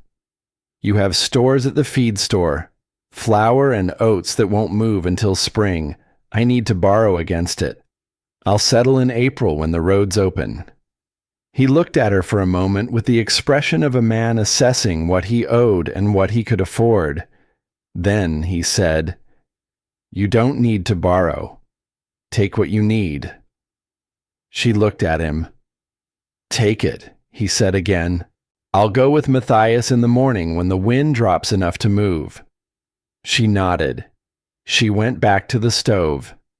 She did not make it into more than it was, because Clem Rafferty making a decent choice in a blizzard was not the same as Clem Rafferty having made better choices before one. But she accepted it for what it was, which was sufficient. The second night, Harlan Voss came and stood beside her at the stove. He stood there for a long time without speaking. She waited. The fire between them was the orange of dry birchwood burning at moderate rate. Clean, efficient, the flame color her father had described as the sign of a fire that was doing what a fire should do. Voss reached into his coat. He produced 2 pieces of paper, folded, creased, official. He held them out. She took them. The first was the delinquent tax notice. The second was the unlicensed structure notice, both torn precisely in half, the tears clean and deliberate.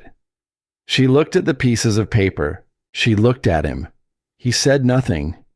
He was a man who had built everything on the management of language, and he had arrived at the place where language was not available to him. Across the room, Reverend Pruitt had not been asleep. He had seen. He did not say anything. But in the morning, when the room stirred and people began to piece together what the next days would require, he was the first to say her name when someone asked who had brought in the wood. She took the pieces of paper and set them on the shelf beside the tin box. She did not say, "I forgive you." She did not say, "I told you so." She did not say anything, because neither forgiveness nor vindication was what this moment required. What this moment required was accurate accounting, acknowledging what had happened and what it had cost, and what came next. What came next was that he was in her cabin in her blizzard eating her beans, and she was going to take Edward's careful documentation to the county clerk in the spring, and the 4 families whose land he had taken might recover something and might not, but would at least know the truth. Harland Voss would carry the weight of what he had done in this community for whatever years remained to him.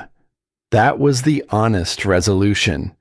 Not perfect, not complete, not the kind of ending that wrapped everything clean. She had lived 47 years in an imperfect world. She knew what honest resolution looked like. She nodded at him. He went back to the north wall. The fever broke at 3 a.m. on the second night. Wren had been running a low fever since the afternoon. Nothing alarming, the kind of temperature that said the body was working and not that it was losing. Adeline had checked her every hour, pressing the back of her hand to Wren's forehead the way her own mother had done. At 3 a.m, the forehead was cool. She sat beside Wren's blanket on the floor and held her hand and did not wake her. After a while, without planning to, she began to hum. The song her mother had hummed in the Quebec winters, in the house near the lower parishes where the St. Lawrence wind came off the river and the cold was a weight you carried rather than a temperature you measured. A song without words, or words she could not now remember. A melody that existed in her hands and her breath before it existed in her memory. Wren's eyes opened. She looked at her mother in the firelight with the clear eyes of a child whose fever has broken and who has come back to the world and finds it essentially the same as she left it. "I know that song," Wren said. "Yes." "Grandmère's song." "Yes."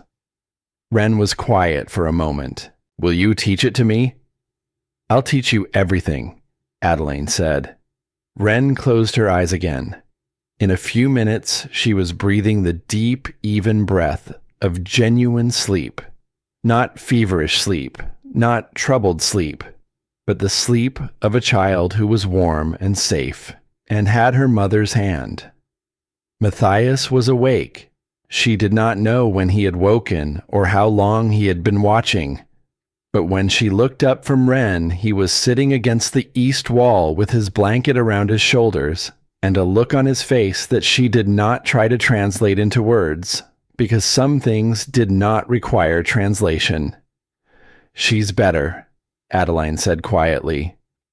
"I know," he said. I could hear it in her breathing. She looked at him across the sleeping room, across the 17 other people between them and the 63-degree air that the shed had made possible. "You sold your horse," she said. "I'll get another horse. Matthias." Adeline. He said her name the way French Canadians said names, not as a dress, but as the full acknowledgement of a person, the name carrying the weight of everything he knew about who she was. "I will get another horse." She looked at the fire for a moment. Then she looked back at him. In the orange light of the dry birch fire, in the crowded cabin on the second night of the blizzard, she reached across the space between them. He took her hand. Neither of them said anything further. There was nothing further required. The storm screamed outside, and the fire held, and the room breathed around them, and Wren slept with her fever broken, and soot pressed against her side, and the tin box sat on the shelf with Edward's careful handwriting inside it.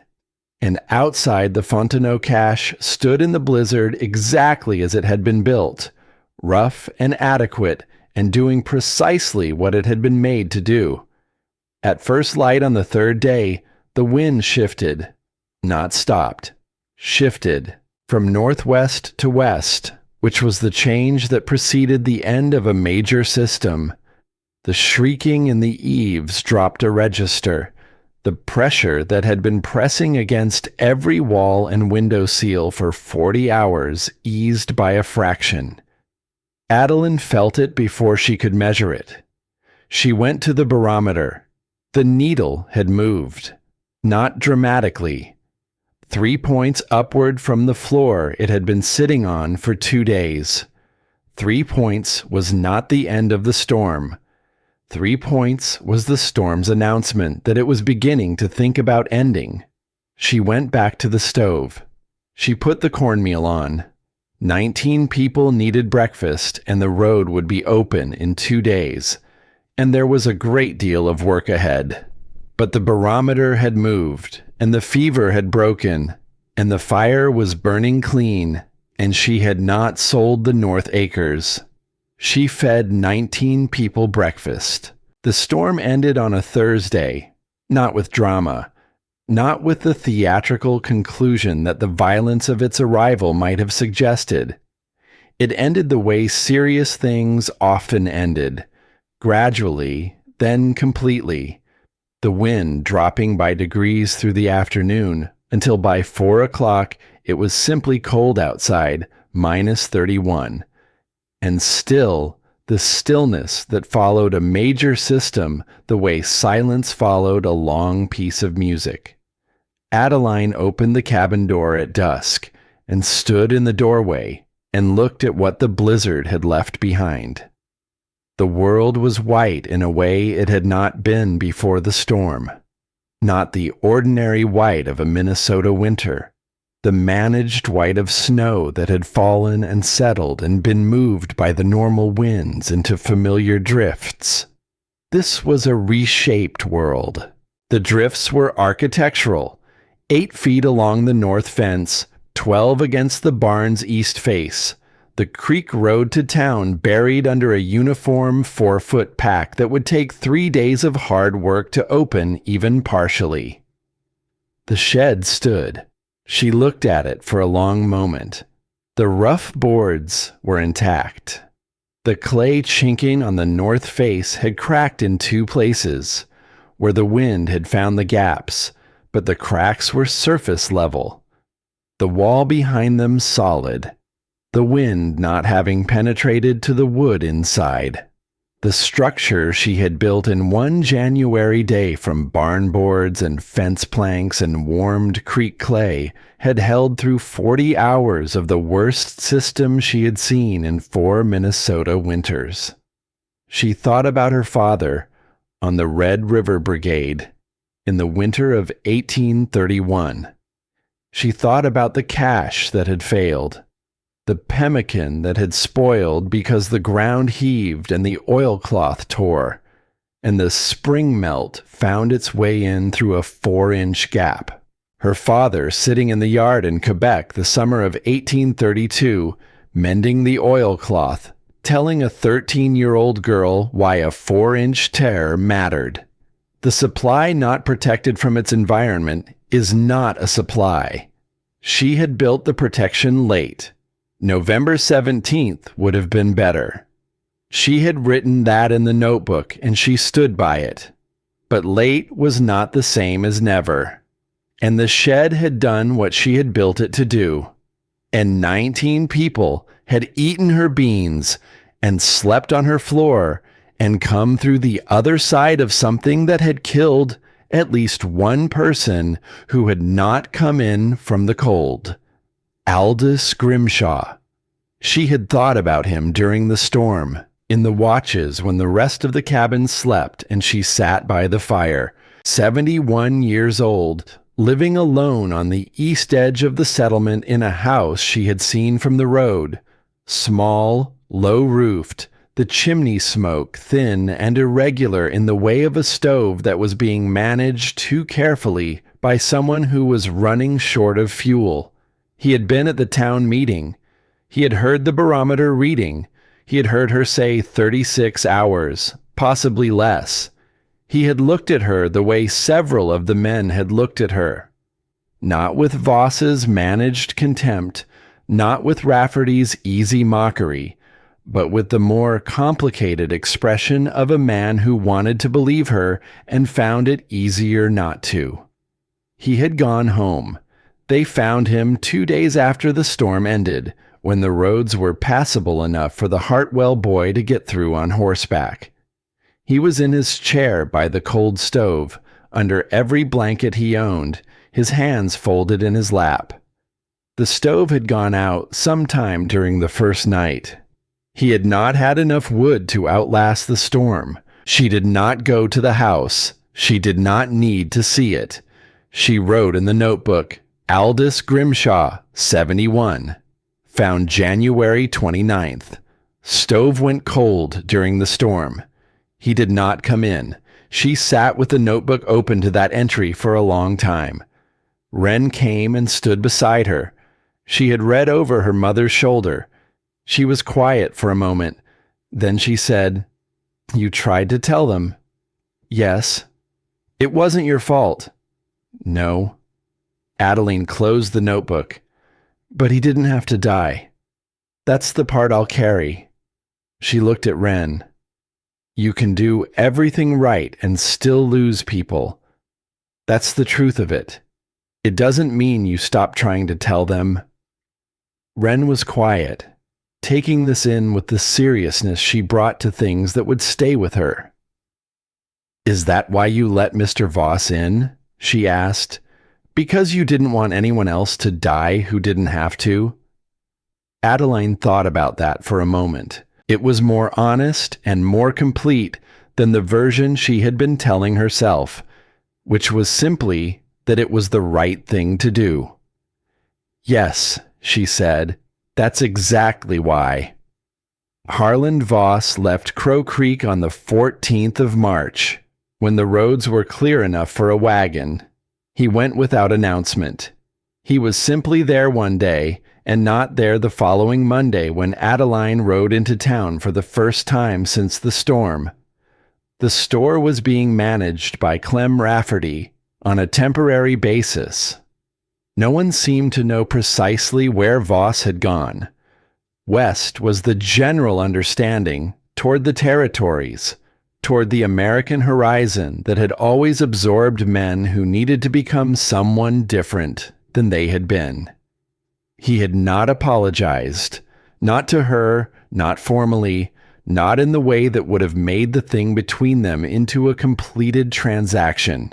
The torn notices on her shelf were what he had offered, and she had accepted them for what they were. Acknowledgement without absolution. The honest minimum of a man who was not capable of more. She was not surprised. She had told Wren that some people didn't change. What she had not said, because Wren was 9 and it could wait, was that some people changed just enough to leave, which was its own kind of resolution, imperfect, incomplete, and entirely real. She went to the county clerk in the second week of March. She brought Edward's notebook, her own notebook with the tax notice dates and amounts, and a written statement she had prepared at the table by lamplight over 3 February evenings, working through the documented pattern of Voss's land acquisitions with the same methodical attention she brought to wood consumption calculations. 4 families, specific dates, specific amounts, specific chain of events in each case.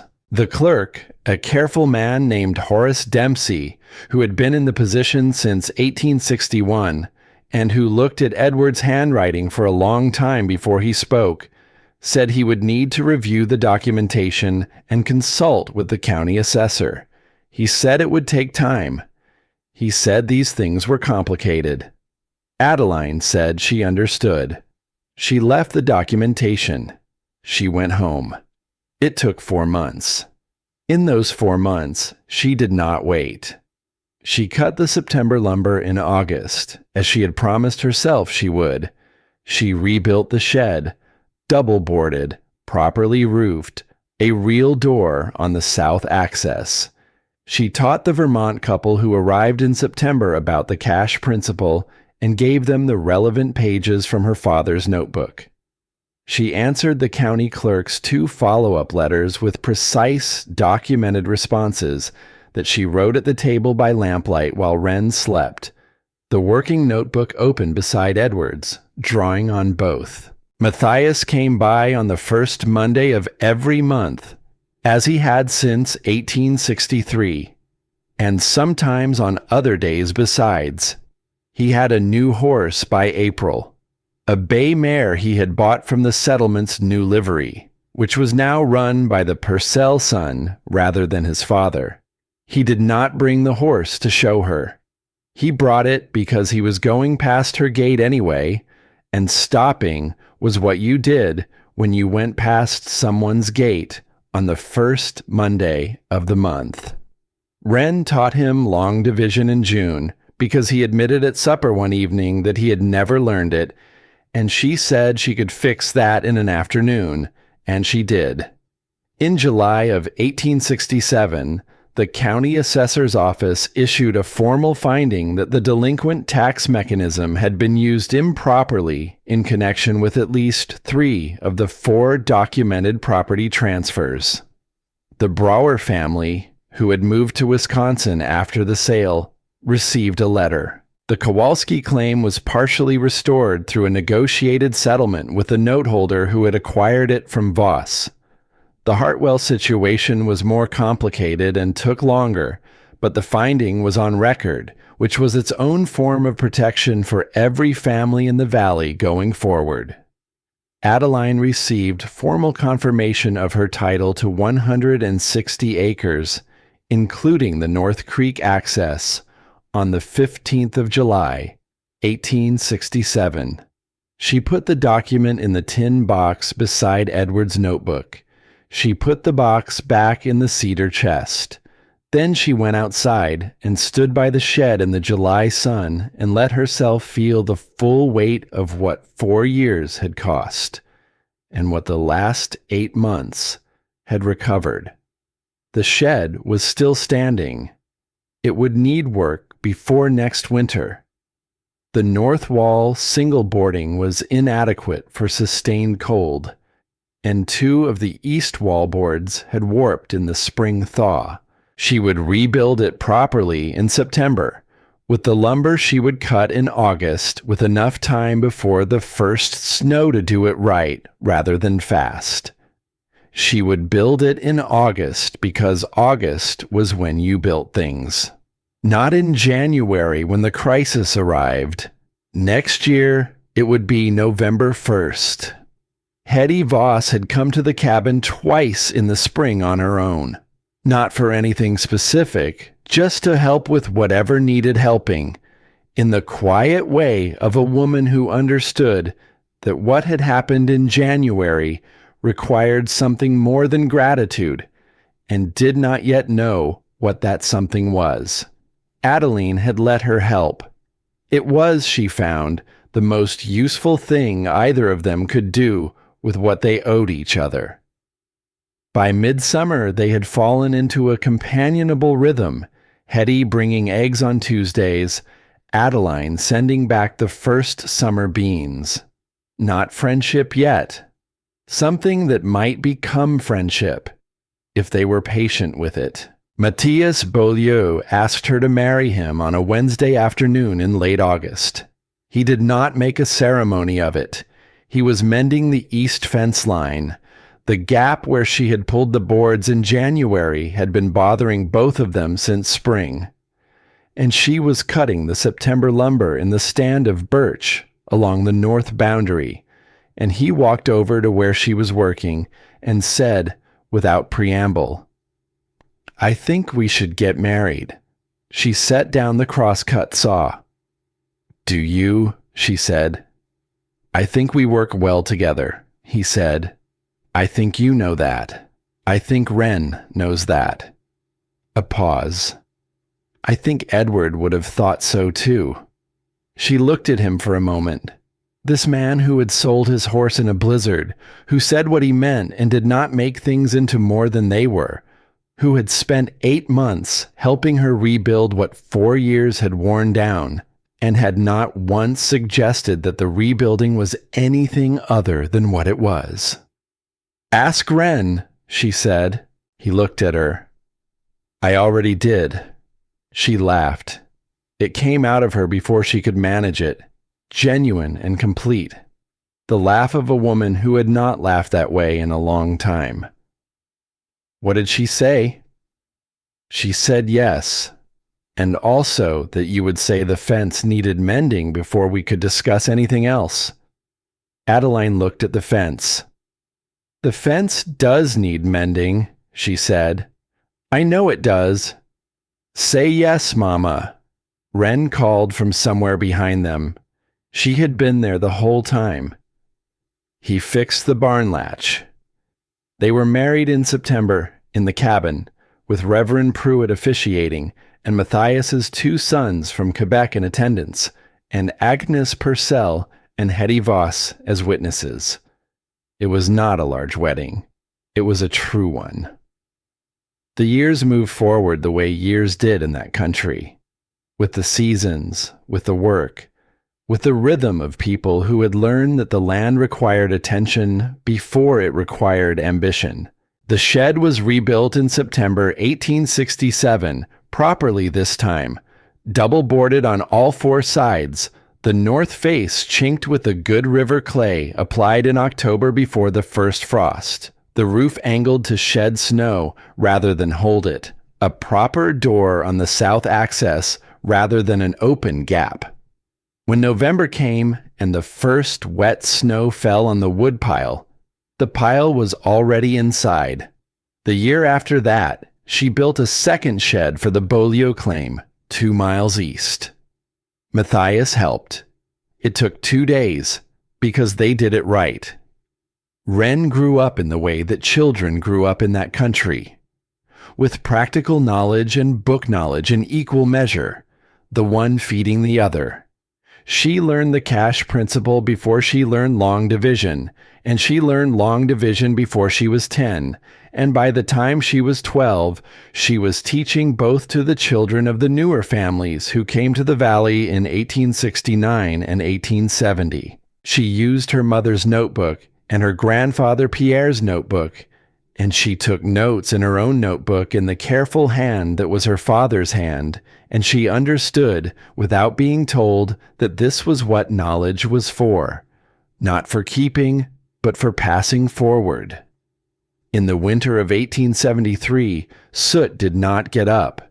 He had been slower since the previous spring, the slowing of an old dog whose body had decided to stop keeping up with its obligations.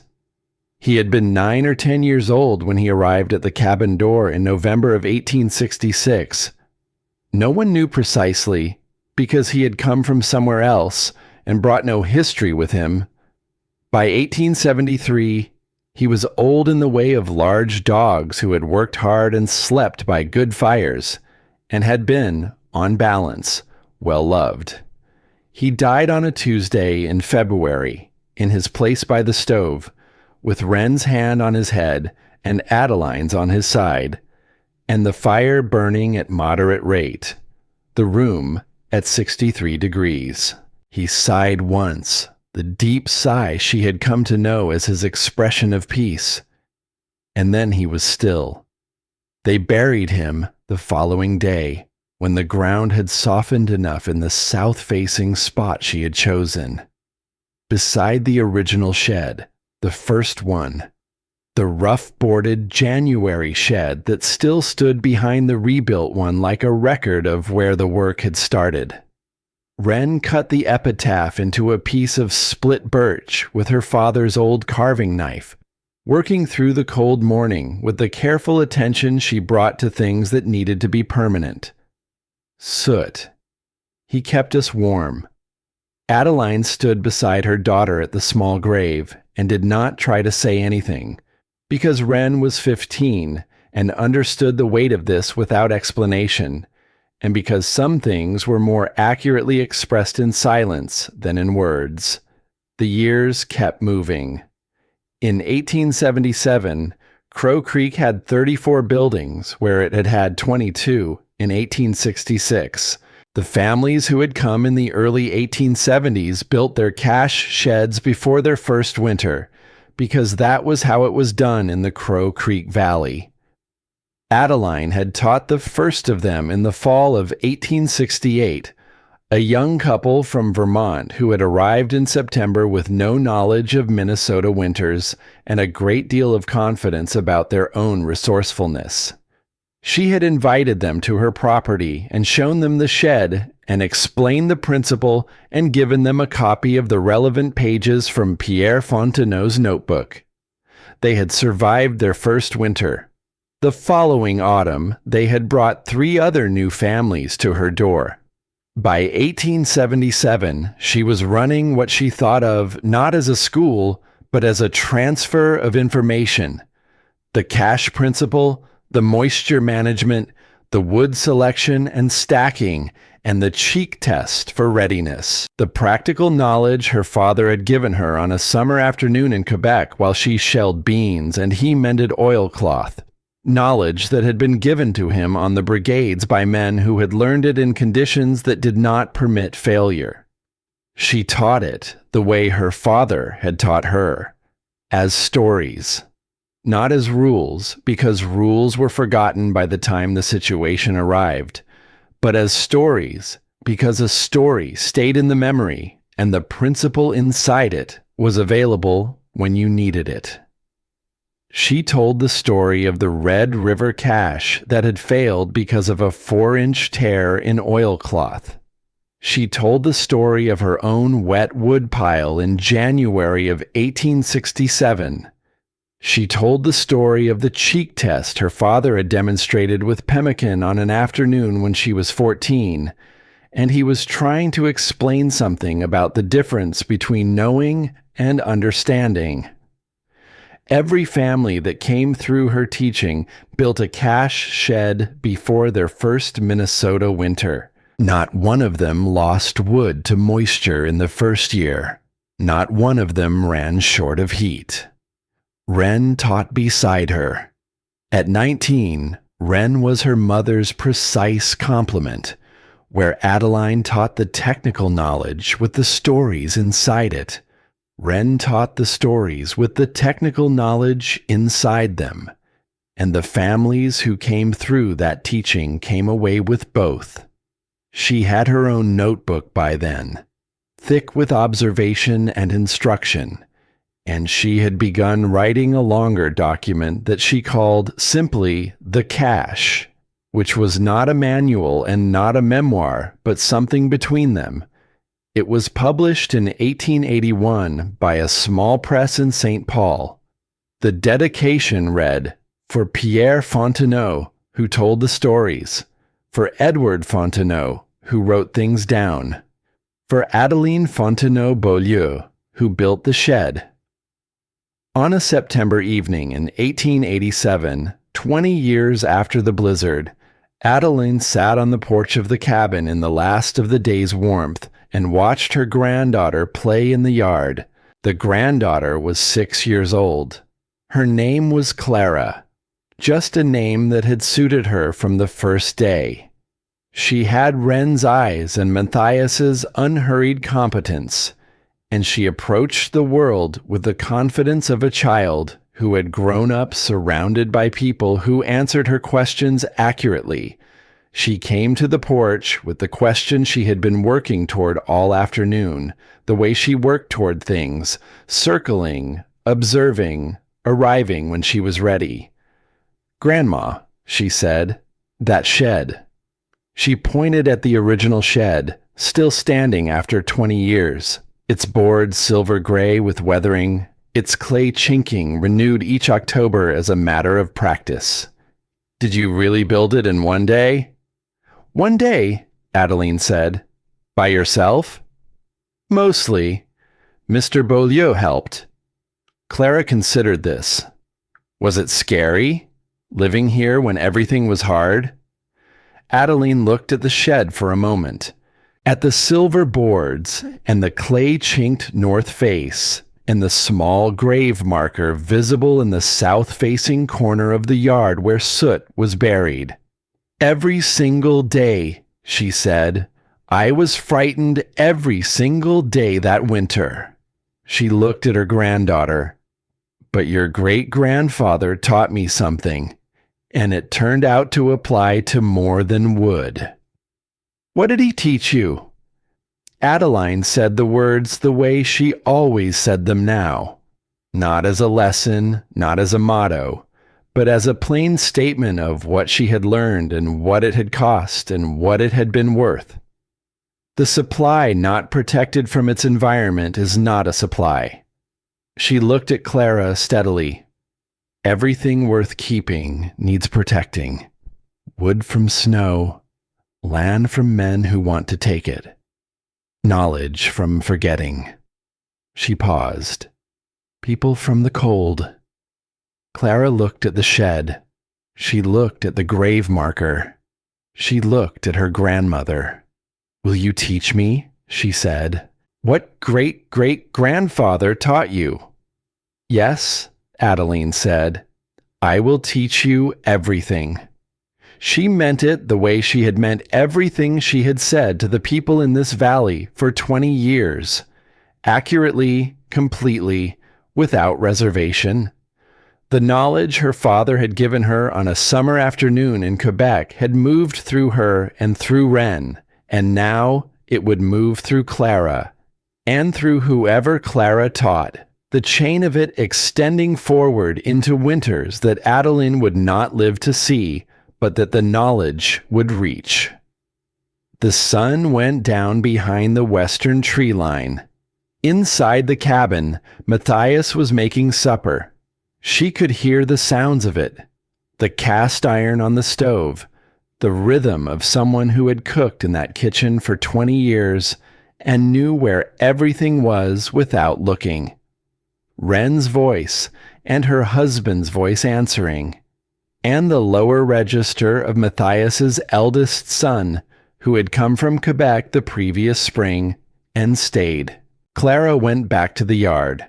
Adeline sat on the porch in the cooling air and watched the last light leave the sky, and the shed stood in the yard exactly as it had stood for 20 winters, and the wood inside it was dry. In the spring of 1923, a researcher from the Minnesota Historical Society drove out to the Crow Creek Valley on roads that had been passable by motor vehicle for 3 years. He was cataloging frontier-era structures for a preservation survey, working through a list compiled from county records and old newspaper accounts. The Fontenot cache was on his list. He found it still standing. The rebuilt shed of 1867, the double-boarded walls, the north face with its careful chinking maintained by the families who had occupied the property since Adeline's death in 1901 and who had continued to use it because it continued to work. He set up his instruments and spent an afternoon taking measurements. The temperature differential between the shed interior and the ambient air was 22 degrees.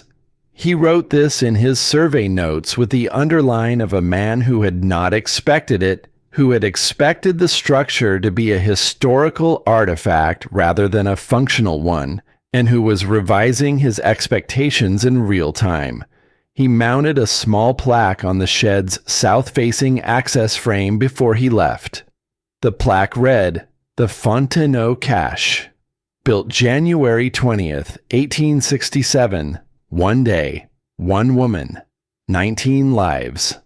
The shed stood behind it, silver gray and adequate, exactly as it had been built. Not beautiful, not permanent in the way of things built to be permanent, but built for a purpose, and still, 56 years later, serving it. If you are facing your own storm right now, if the wood is wet and the deadline is coming, and the people you counted on to have not come through, remember her. The supply not protected from its environment is not a supply, and neither are you.